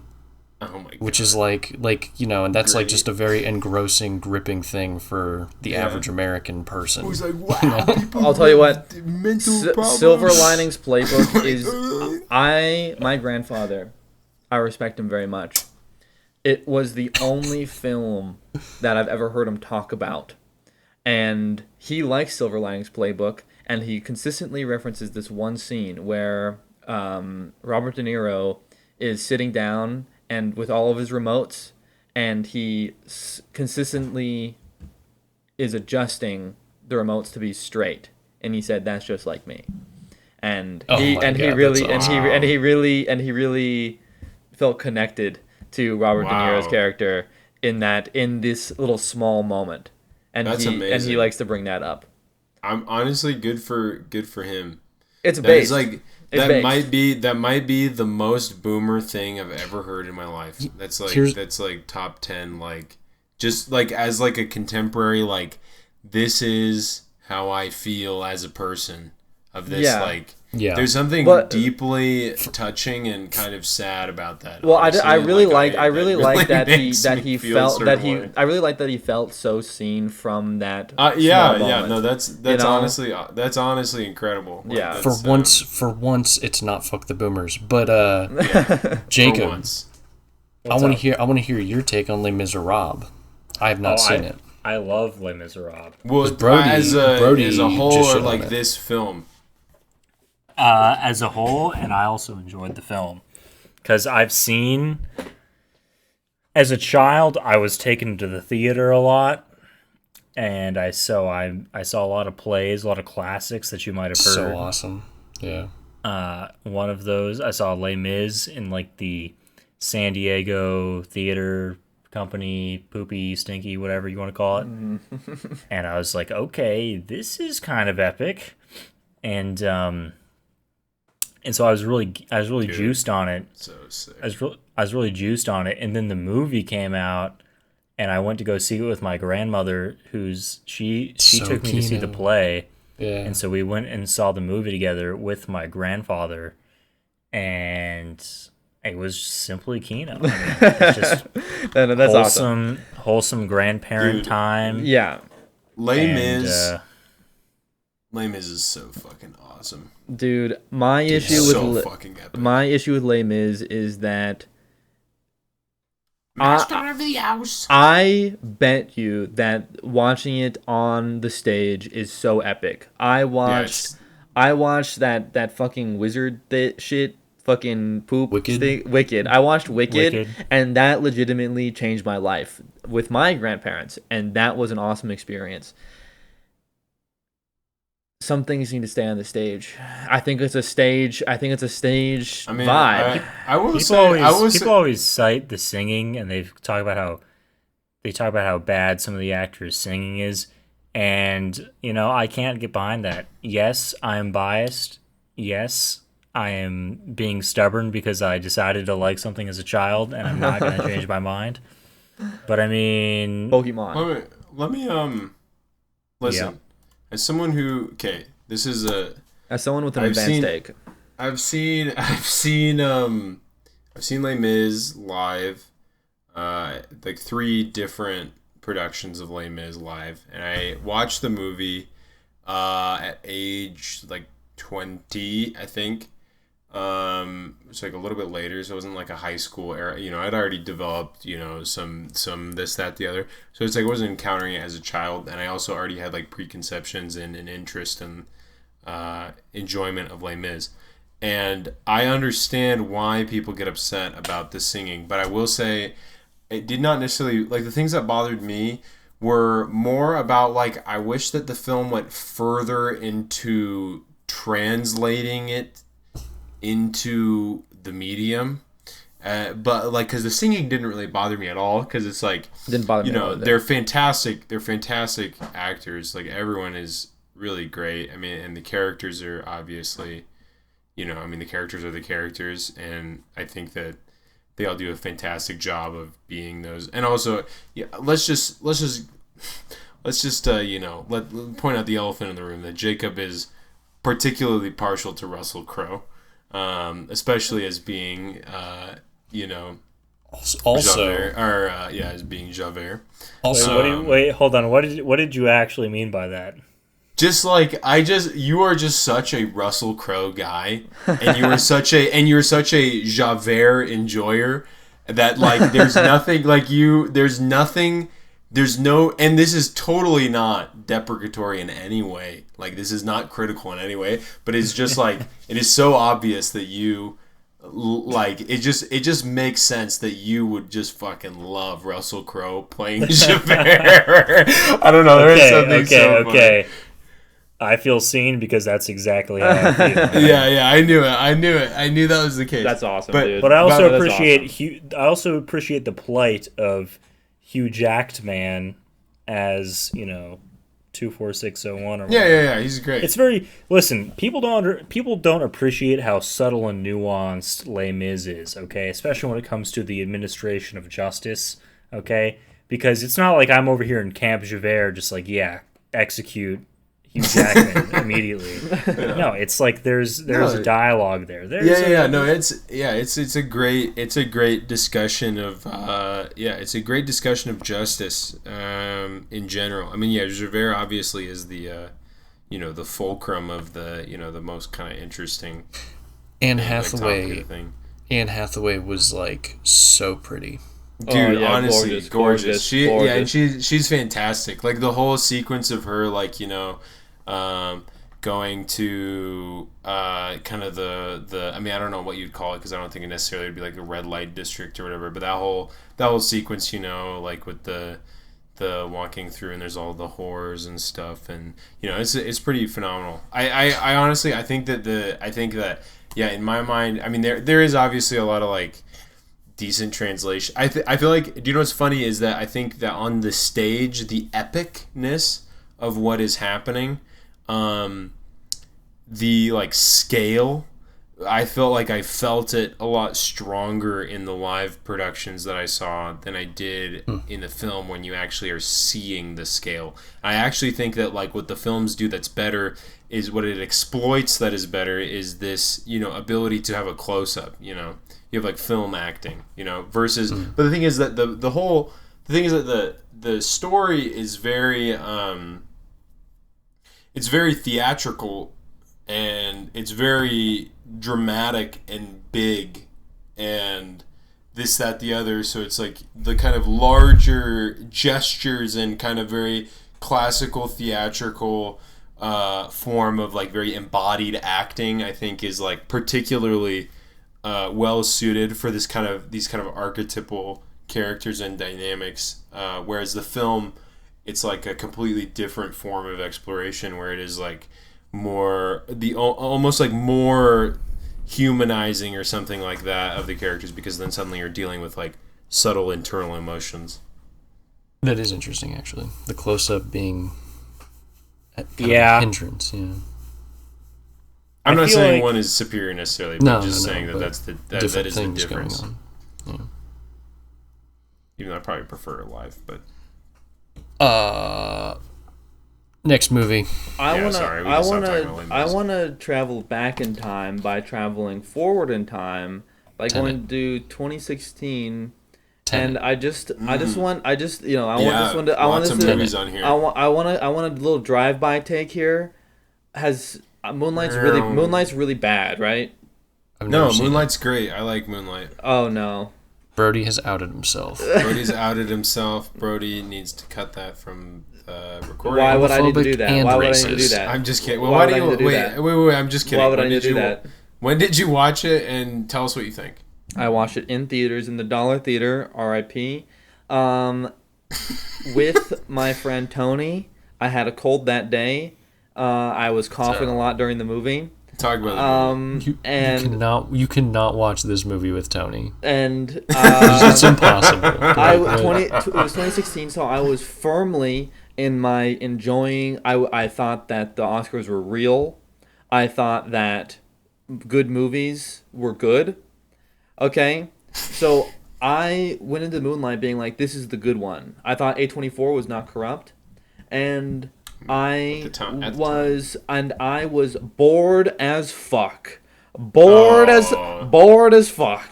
That shit is boring as hell. Boring. I remember sitting in the theater and a person said, "Man, this."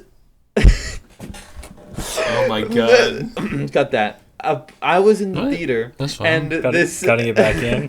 Pasting it. Keep that shit. What the hell? And this person said, "Man, this movie's boring as hell." This movie boring as hell. Yeah, this movie's eating beans. People were walking out of the theater as this was playing. Several people, and I wanted to leave too. This shit was boring as fuck. I will say I'm glad that was the take because I think that's like what else could it be? Because now John can signal. Now John can dog whistle correctly. Yeah, now I can dog whistle. Yeah. What would I? What's up?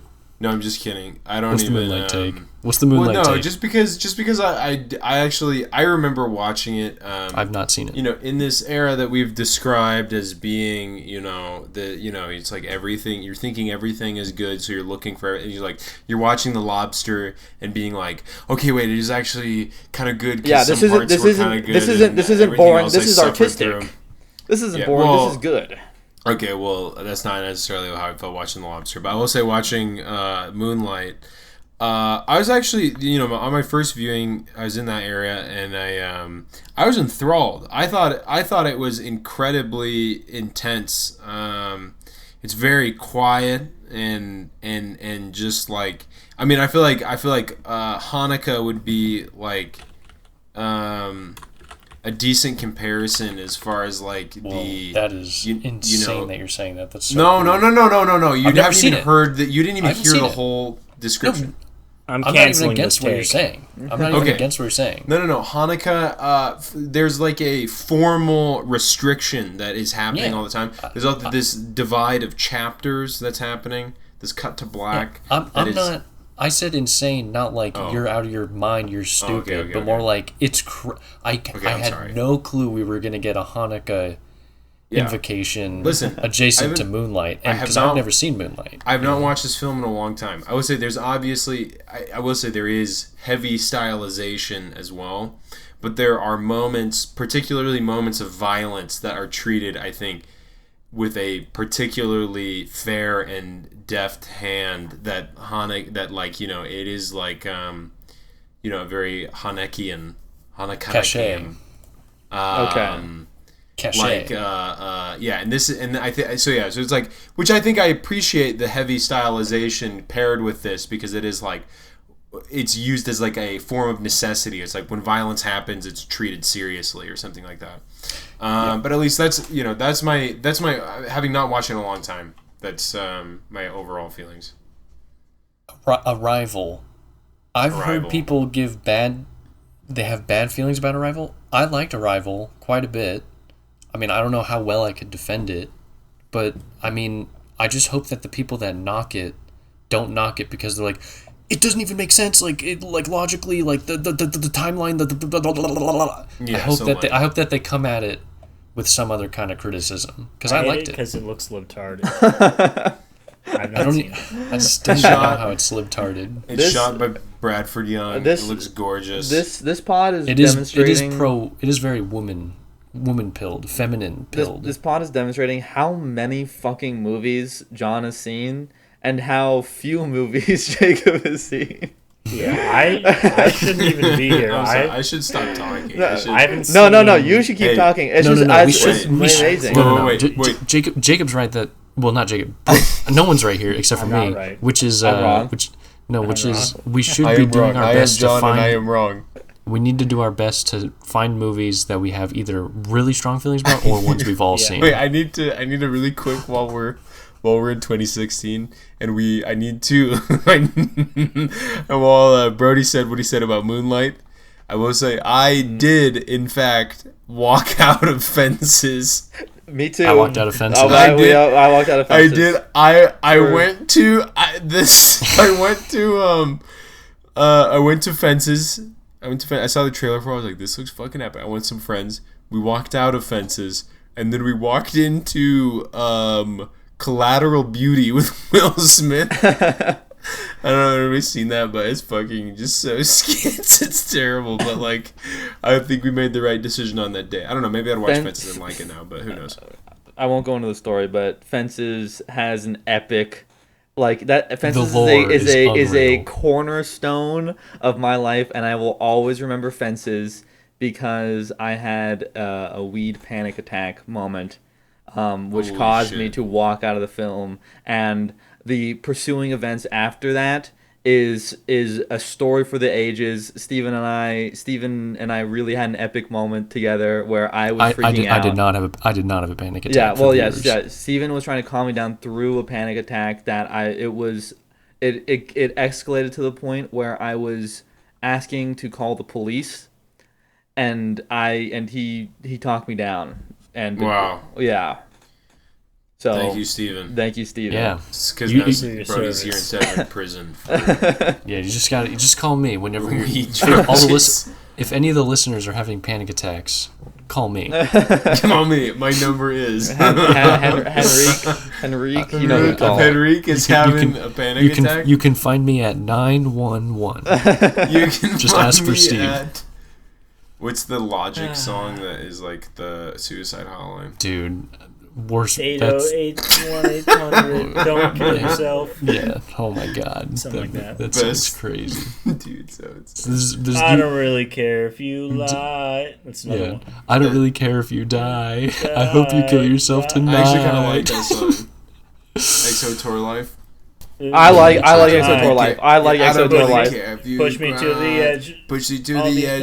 All my friends are dead. I like XO Tour Life song. No, but that was the exact. That was like within a month of the Logic Suicide Hotline song. That is actually kind of incredible. That was brought up at the. You brought that up. Shawty, give me head. Shawty, give me head. Do we have any? Yeah. 1997. Yes, go ahead. Kind of tumultuous year. The year it was because I was born that year, which makes it very tumultuous. So few movies. Get the. I've never seen Titanic, but I have seen LA Confidential. Wow, no Titanic. Hold on. And Goodwill. Stop the presses. Stop the presses! LA Confidential is one of my favorite movies. Nice. I knew that. You'd give that the Oscar. That. Also, in line with Russell Crowe addiction. Yeah, I have Russell Crowe addiction. The movie's very archetypal. Yeah. Yeah, it's fantastic. I love LA Confidential. We don't have to get into it, but it's... You cannot go wrong picking that movie to watch. It is so... it is so good cool watching. LA It's Confidential, also certified incredibly- banger. It is one that is I think very much for the boys as well. It's very much like a man's Bit for the film. boys, yeah. Brody's adding it to his letterbox watch list. Yes. Fraud, fakester. I will say huckster. even if LA Confidential didn't have Russell Crowe in it, my comment about Russell Crowe would still be valid. Yes. Yeah, I mean, we don't even have to your, get. Good Will enjoyment of Hunting. LA Confidential. Have you seen Body of Lies? I've not. That's on my watch list though. Yes, I very recently watched it. That movie is awesome. Specifically I don't know how if I Russell would call Crowe it specifically how Russell Crowe always looks at people like this in the movie. He does play like yes. Oh, okay, wait, I've seen like gifs and like His like images of him doing Russell that. Crowe's character is really like awesome. Awesome. Yeah. His character is awesome because he's awesome. Yeah. For those at home, the face Jacob is demonstrating, which is actually the face that Russell Crowe does, is he is tilting his face forward and then looking agog. and person then like who glare maybe has on said the glasses a something, little bit. Some glare on presumably the fucking glasses. stupid. But the real thing that I want to talk about is Good Will Hunting, Yeah. Yeah, so Good Will Hunting. which is what we all want to talk Good about. Will Hunting, I feel like off camera, off mic, we have a long history of shitting on this movie. We're literally recording. We're on mic. We're on mic. And well, now we get to shit on. And now our we get mic. to shit on Mike. Yeah, I will say, I'm shitting on okay, my can I mic. say this before we begin shitting? Before we all begin shitting. Yeah, commence shitting. When I was You like apples? I had a John? creative writing class in high school in which we had these blogs that were these anonymous poetry blogs in which we were required to post twice a week and you could write whatever you wanted, and they were anonymous. At the end of the year, at the end of the semester, they revealed who it was. And I, within one of my poems, stole the ideas from, and I like used a line from as kind of a intentional lift from the speech in which Robin Williams talks about the Sistine Chapel and but does the Sistine Chapel, can you smell the Sistine Chapel, et cetera, et cetera. All this being said, this is just to say, just a reminder that when we all first watched this film, we probably liked it if you were under the age of probably 19 or something or so. Yeah, and that's when I That's watched false. it. Okay, I just sorry. saying when I first watched it, I liked it, and I felt like I liked all the therapist scenes and stuff like that, and I was very like moody, oh so true kind of stuff when I first watched it. I watched it for the first time. I was probably 14 or 15, and I had my iPod Touch, and I had my own Netflix account, and so I watched it. I watched it in bed on my iPod Touch. That's awesome. Awesome. Not on your fucking phone. That's why you didn't like it. Get real. And I feel like I was just kind of irritated by the movie,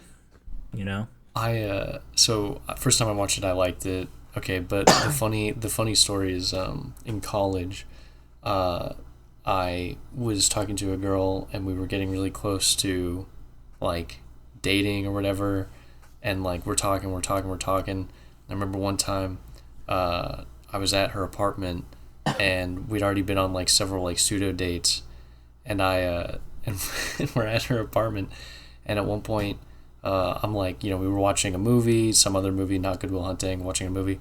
We end the movie, and I'm leaning in to kiss her. I'm leaning in, and I'm about to do it. It's an insane moment, and then she asked me if I like apples. Oh my god. That's No, awesome. I'm just kidding. That's all a lie. No, that's all a lie. I just think that's so really funny. would've rocked, man. That's No, really no, rocked. it's all fake. No, the movie's She asked you if you were wicked smart. yeah. Then she said, That "You're shit kind of is like that so guy Will. insane, dude. You're kind of like that guy Will." This movie, fucking, it's like, why would you watch it again? It's like fine. It's like all right. I think I don't it think has- it's. I don't think it's like terrible or I anything. actually It's think just it like I has don't really care rewatching about it. potential. Like I think it has way has- more rewatching potential compared to Oppenheimer, for example. True. It has scene worthiness. It's got scene worthiness. Yes, right? yeah. There's a lot of I've rewatched so many Good Will Hunting scenes on YouTube. I have watched that fucking bar scene probably like 15 times. Like, dude, I can't watch that scene. Dude, I've seen it like 3 times. They probably started you out. It is a train wreck, and it's awesome. It's like watching somebody car crash compilation. But then it's like you're watching like The Room. But it's just like it's like trying to be better. Like that's like not even fair to say it's like good for that reason, right? That's fair enough. But I still respect that it has other scenes that are like pretty touching and kind of good, and it's all right, and we love Matt Damon. Matt Damon. I wish you were my dad. Of course, that's your contention. You're a first-year grad student. You just got finished reading some Marxian historian, Pete Garrison, probably. You're going to be convinced of that until next month, when you get to James Lemon. Then you're going to be talking about how the economies of Virginia and Pennsylvania were entrepreneurial and capitalist way back in 1740. That's going to last until next year. God, you're going to be in here regurgitating Gordon Wood, talking about, the pre-revolutionary utopia and capital forming effects of military mobilization. Look, are these lines from the movie? Yeah.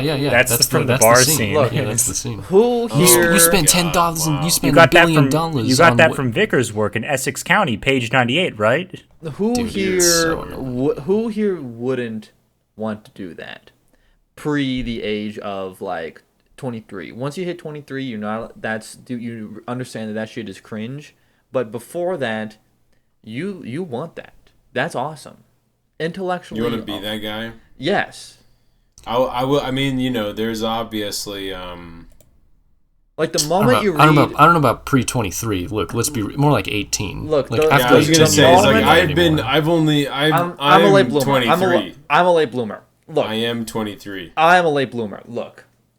Well, maybe we're all just early bloomers. The moment there are people who are 30 who would love to do this. The moment that I finished a philosophy book cover to cover, I was gearing up to be this guy. Okay, and what book was it? It was Beyond Good. Don't fall for it, Brody. Stop. Do not tell them Brody, what it was. Stop. Just kidding. Tell us what it was. Beyond Good and Evil. Beyond Good and Evil. Okay. So you're going to be convinced until next month about the transvaluation of values. That's good. Nice. I've never seen Titanic cover to cover. Wow.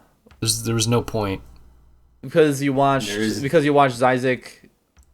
Point? No. Because even when you're like fucking 16, you'd already been on YouTube and you just already know like so much about it. Well, I watched it for the culture. Like, I did it. I did it because I knew it was on a VHS tape. You fucking zoomers. That's interesting. Yeah, that's kind of cool. Jacob, I'm pretty sure that 2 of the 4 people on this podcast that are not you are older than you. Is that not? Yeah, but spiritually, I'm older. You had more access to VHS than those. I had more. Spiritually, you would not believe how many VHS tapes I've watched. It would be fun to do a VHS tape retrospective. Like, what are our favorite movies we watched on VHS? Iron Giant. That'd be kind of cool. My parents have. Iron Giant's cool. Treasure Planet. Ooh, Treasure Planet. Good choice. Fantastic. Good choice. We had Tips Fedora. The Tony, the gift that Tony. Yeah. That one's funny. Iron Giant is such a VHS movie, isn't it? It's like such like. Yeah. Oh, dude, I couldn't get enough of Iron Giant. Iron Giant means a lot to me. I'm watching Iron Giant right now. It's all about. I watched all of Star Wars. Iron Giant is the name of a porn actor, and also. I'm just kidding. That's probably true. But also, Iron Giant is primarily about stolen land. It takes place on stolen land. Guys, do we have enough energy to shit on Forrest Gump, or is this gonna be a I've drive? never seen Forrest Gump, but go for it. Oh shit! I'm down to do a drive-by shitting on rapid. Forrest Gump. Just give it super rapid. I'll give you a quick little shit. Yeah. A quick little shit drop. Yeah. Remember that line in Tropic Thunder where he's like, "Never go full retard." Yeah. Right. That's it. That's the take. Yeah. Yeah. Give me more. Yeah. I mean, it's just classically the love for the good-hearted retard. I'll tell you what, I'd rather watch fucking Radio again than Forrest Gump. You guys remember Radio? Nope. No. That's the exact same concept of a intellectually disabled person who is good-hearted, and people eventually rally around him to lift him up. Radio's kind of a deep cut. I hope Henry has seen Radio. Can we scroll and find some more films on this list? Maybe do some more drive-bys. I don't want to go too far back. Rain Man. I did not know that won an Oscar. I like Rain Man. I watched that kind of recently. If you go down a little, the Silence of the Lambs. While I respect that it's clearly done something, and maybe if I were to situate it contextually, be like way cooler. I ultimately kind of don't get why people like it as much as they do. It's cool. I don't. But people really, really, really like it. And they're like, dude, that movie was so unsettling. And it's like, well, it is, but Silence of the Lambs. Forrest Gump. Yeah, I thought we were still on Forrest Gump. Yeah. No, we're doing drive-bys now. So yeah. Drive-bys? Okay, Godfather Part 3. Who's seen it? Nope. Okay, Sofia Coppola is in it, and, it's the thing that everyone talks about. Oh, blah, blah, blah, she's so bad. Yeah, stopped watching it because she was so bad. Since then, I have become a fan of her as a director. I actually have enjoyed just about every film I've watched of hers, and have quite enjoyed a few of them. So I'm not necessarily shitting on Sophia fan, but I'm a fan of her nepotism, and I'm a fan of the idea of being able to make movies just because you have people in the movie industry, and maybe it really is just that easy. Well, I mean, that definitely happened, but sorry, I just want to squeeze in, Yeah, I'm just that being 100% the case. I'm just doing some drive-by. Her films are really good, I think. Goodfellas. Why doesn't anybody want to fucking drive by Goodfellas? Goodfellas is drive by no one cares. Fuck Goodfellas, dude. What? Goodfellas. Wait. Yeah, Dude, just give me the drive-by. Give me the drive-by. Dude. Goodfellas is super fine.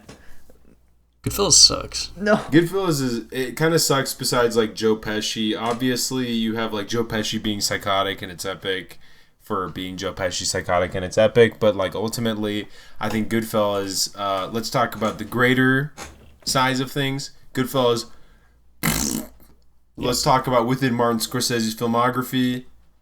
You guys like Taxi Driver?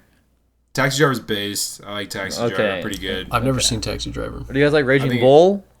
Raging Bull's fucking epic. I've never seen Raging Bull. Great. All right. Look. Goodfellas, completely different genre of dog shit, Like I've never seen Goodfellas. Goodfellas is cozy. It's cozy. It is cozy. I agree it's cozy.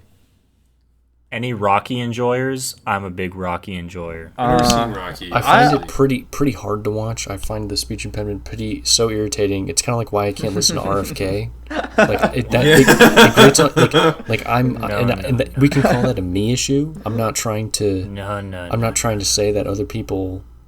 This is a me issue here. Impression, go. I killed a bear. This country needs a man like me to take over the... Steven's trying to shake his body to try and get that. Listen, okay, I can't do it. It's too late. I can't do it. I'd be too loud. Literally killed a bear. I killed a bear and I'm confessing to it, so it's okay. Yeah. I tried to hide it. I can't do my good impressions. The Rocky movies are I've heard Steven way do a good. very good. I think the Rocky movies are it's just such a classic tale. It's such a tale that you can repeat, and Rocky just did it well, and it's cozy and cool. Listen, I like how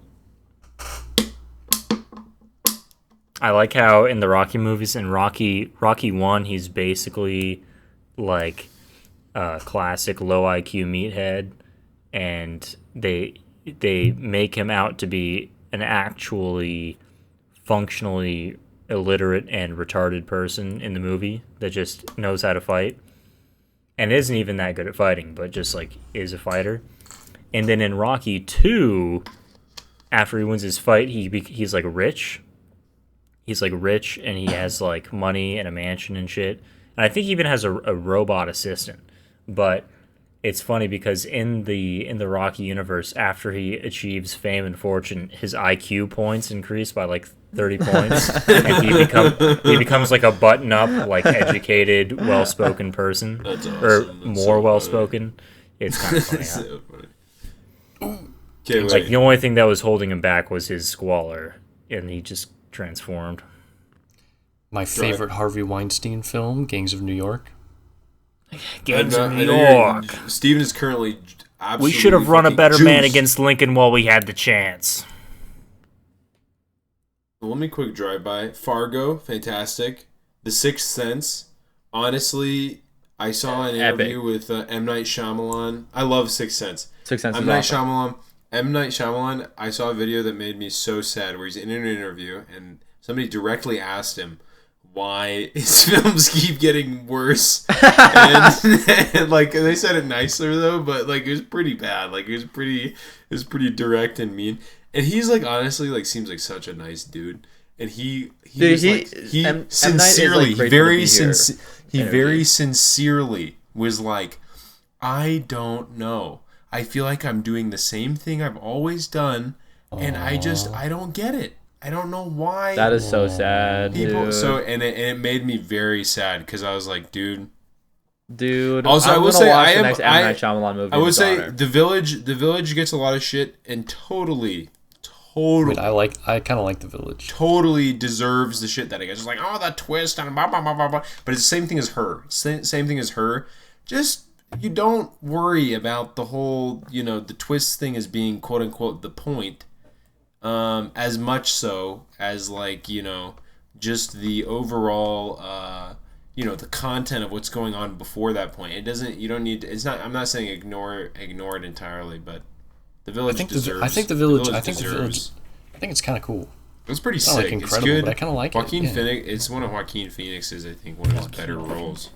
Dude, it's when you want to be. It's not even Brody like. too. Yeah, Adrian Brody's awesome. Fucking It's so good. it's just look, in reality, we're all a blind woman on the fucking freeway. Okay, So true. that was raised in a cult. Okay, we are that IRL, So and true. Speaking of being and raised that's in a based. cult, Yeah, Being raised in a cult. I agree full-heartedly with what Also- Steven's saying. Also, is it The Happening? Is that with the plants and Mark Wahlberg? Yeah. That movie gets a lot of shit too, Yeah. but I'll be real. I've seen clips of it, and it's, it's kind of good. It's definitely. It's like. It's got good Look, vibes. dude. It's Very a perfect impressive like atmosphere. the world is falling apart, but it's not zombies, and that's fun. And also, you don't know it's plants when you're first watching it unless you've been exposed. And that twist. Unless you've also listened to this, so now you just fucked everyone. Yeah, but so the plant. Just kidding. Yeah, so true. But the plant thing, for it, I don't know. It is good to set up a film like the world is coming apart and no one knows why. That is an enticing idea, versus, oh, there's a zombie outbreak. Oh, there's a fucking meteor coming. Oh, aliens are taking over. Yeah, so no, it's true. like, what the fuck is causing everything to fall apart right now, guys? I feel Everything is in that's hell. that taps into such a much more like current actual feeling of Yes. like something that Yes. actually it's like something that feels so much more scary because it is so much more something you actually experience. Yeah, totally. Yeah. anyone see The Aviator? No. Yes. Anyone see Master and Commander? Nope. Oh, sorry. What about Lord of the Rings? Who? Anyone see Lord of the Rings? Didn't somebody watch Obviously Lord of the Rings Kino. recently and say that they didn't like it? Was it Troy or who It was was it? Troy. Troy was saying that he thinks the Lord of the Rings movies are bad. Troy is currently listening to this. Yeah, he's listening to it right now. Listen, Troy, which I'm sorry you're not here so that you can't get absolutely gang fucked. Look, I will. You guys can gang fuck me. Check it out. Let's go. Oh, Troy is grinning right now. I watched the first one. Troy gets to watch himself get butt fucked. I watched the first one. I attempted to watch it twice, and I fell asleep 2 times because it's boring, and I don't like it. And I read the whole book, the first book, and it was boring. No, it was boring. I don't like any of this shit. I don't like the way that it looks. Okay, this is not even interesting to argue about though. This is like okay, yeah, sure, fair, all right. I don't like the way that it looks. I think it looks whack. I don't care about the world. I don't care about the people. I don't care about the events. It is boring. Oh my god. Fuck you. Yeah, fuck you, dude. Yeah, the only valid response. Well, yeah, I also have a no substantive take there. Like I respect that it's I respect that zero fantasy tolerance. I respect that the first one's a little boring. Like it's meant to be boring and it can't be that exciting, but it does lean a little bit on the boring end. No. I think this is totally wrong. I think the first one is actually one of the more. The first one is the most restrained, and I say restrained as opposed to boring because I think that it is like more formally focused on. It's like a more like realistic timeline and amount of events and things. I think it is. It feels so much more well paced and.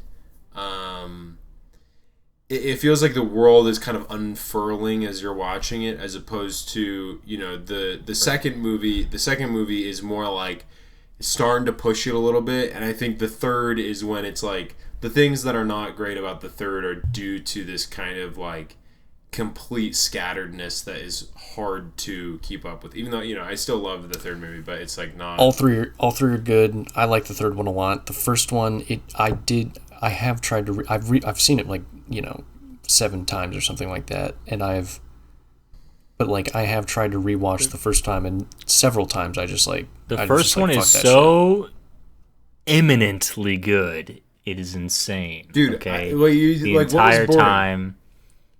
What was boring? Because I'm actually really interested. What for you was dragging? What for you was? Were you? I'll answer for him. Yeah, go for it. I'll cut off Steven and answer for him. Steven doesn't care about hobbits. No, I'll tell you what. No, it's actually not that. Go on, Jacob. What is it? I'm gonna assume that you were generally locked in to the movie up until the point where the Fellowship leaves from Riverwood and starts. That was mine. Rivendell. Relatively true. Yes, but also, and just to hone in, dude, a lot of the elves in Skyrim. A lot of the elf stuff.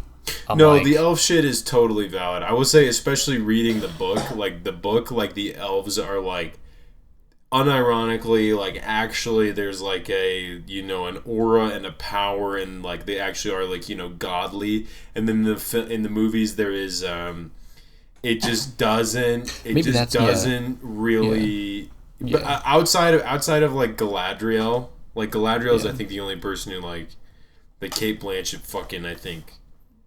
Rips, dude, personally. Can I tell you guys fucking insane.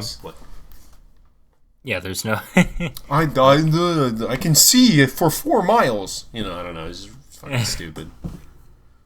Dude, I witnessed a 45-minute long argument where this was immediately after having finished The Lord of the Rings or whatever, and someone I was watching it with was this is not an interesting story. They did not know that you're really letting the world unfurl for us. They were trying to argue that it wasn't obvious that Kate Blanchett was how in the beginning sequence they're describing how the rings were like distributed to each of the races, and then it shows the elves, and then there's like Galadriel has the ring or whatever. he was trying to argue that that is not obviously Kate Blanchett, and it was like a 45-minute long argument where we're like going into analyzing like creases in their face and like their bone structure. I don't know. I need to go look at it. I can respect that take. I feel like I can sympathize a little, but ultimately, like the voice is pretty important because the voiceover is true. The voice like, is isn't that just the dead giveaway? Like yeah. All right, but, guys. Casablanca. I want to do I want to do a drive-by shit. I think the only person who's probably seen Casablanca here is probably John. What? I've seen it. I've seen it. I've actually seen it. I've seen it. Wait, 2 times. nobody say anything. Nobody say anything. Brody, say what he's gonna say about it. Well, Casablanca is the perfect movie that intersects in this world of mine where I, A, was getting into movies, and B, thought I knew anything, right? So, Casablanca, and it was also the first thing that got me into and me developing some sort of like pseudo-identity in my late teenage years of old Hollywood, Golden Age Hollywood flicks, okay? But also of like film analysis and believing that I was capable of film analysis. So the amount of like, and I've seen it probably 10 times, okay? Like, and I've taken film classes in community college where we've watched it again and then have done analysis on it. The amount of reaching people are doing for Casablanca, the amount of grasping, there's a term for this, but grasping at nothing. Straws. Grasping at straws. Yeah.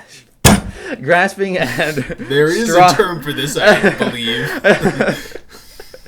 Yeah, this is why I'm not the analysis guy, right? Alright, everybody have a laugh. Sorry, please continue. No, everybody have a laugh. It's funny. It's funny. It's funny. Everybody have a laugh. It doesn't invalidate what you're saying. It's more the reaction and the whole whatever. You're not invalidated by what you're saying. No, not at all. It's a cozy, good movie, dude. This analysis that people are doing is fucking crazy. Okay, listen, I do think that there is, in the same way that Citizen Kane is like endlessly jerked off, but I will say that I think so there is a sentiment that I do totally agree with, but I think that, you know, the very, very last statement you made, I have to veer because you're taking the exit. I think Casablanca is actually fucking like really good. It's crazy like watching good. it, I feel it feels. I like it. I like Casablanca. But that's exactly my point. That is exactly my point. But you said like this cozy thing or something, you know, where it's like okay, yeah, it is cozy, but it's also like I think it is far beyond cozy, like as far as quality. Like, I think it's a great movie that is not worthy of the depth of analysis that it's being given, right? Well, so it could be the case that there's too much analysis going on. I could believe that to some degree, but I mean, when you watch it, you know you're watching like a really great film. You're not just watching a cozy thing that you're gonna forget. Like it's just another. It's not like Moonrise Kingdom, you know. But not, like I mean, this thing's crazy good when you're watching it, and also and you should rewatch it. Like it's really good. And not to I'm not gonna spit. I think I kind of remember the Zizek take, and I'm not gonna say that. But the simple fact of the matter, which is, you really have no clue. Like there's a feeling when you're watching the film where you're like, what choices are you going to make? You really don't know. Mm-hmm. And it's a movie where like... It is true. That's like so like rare these days. Where like you as an audience member have fucking no clue. Because both sides are like... multiple angles are given such credibility to them. Where as you could buy into he picks X decision, you know? That you're like...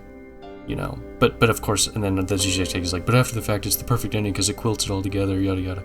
But like it can only be that way is how it feels after you've seen it, whatever. But when you're watching it, I don't know, it's pretty good.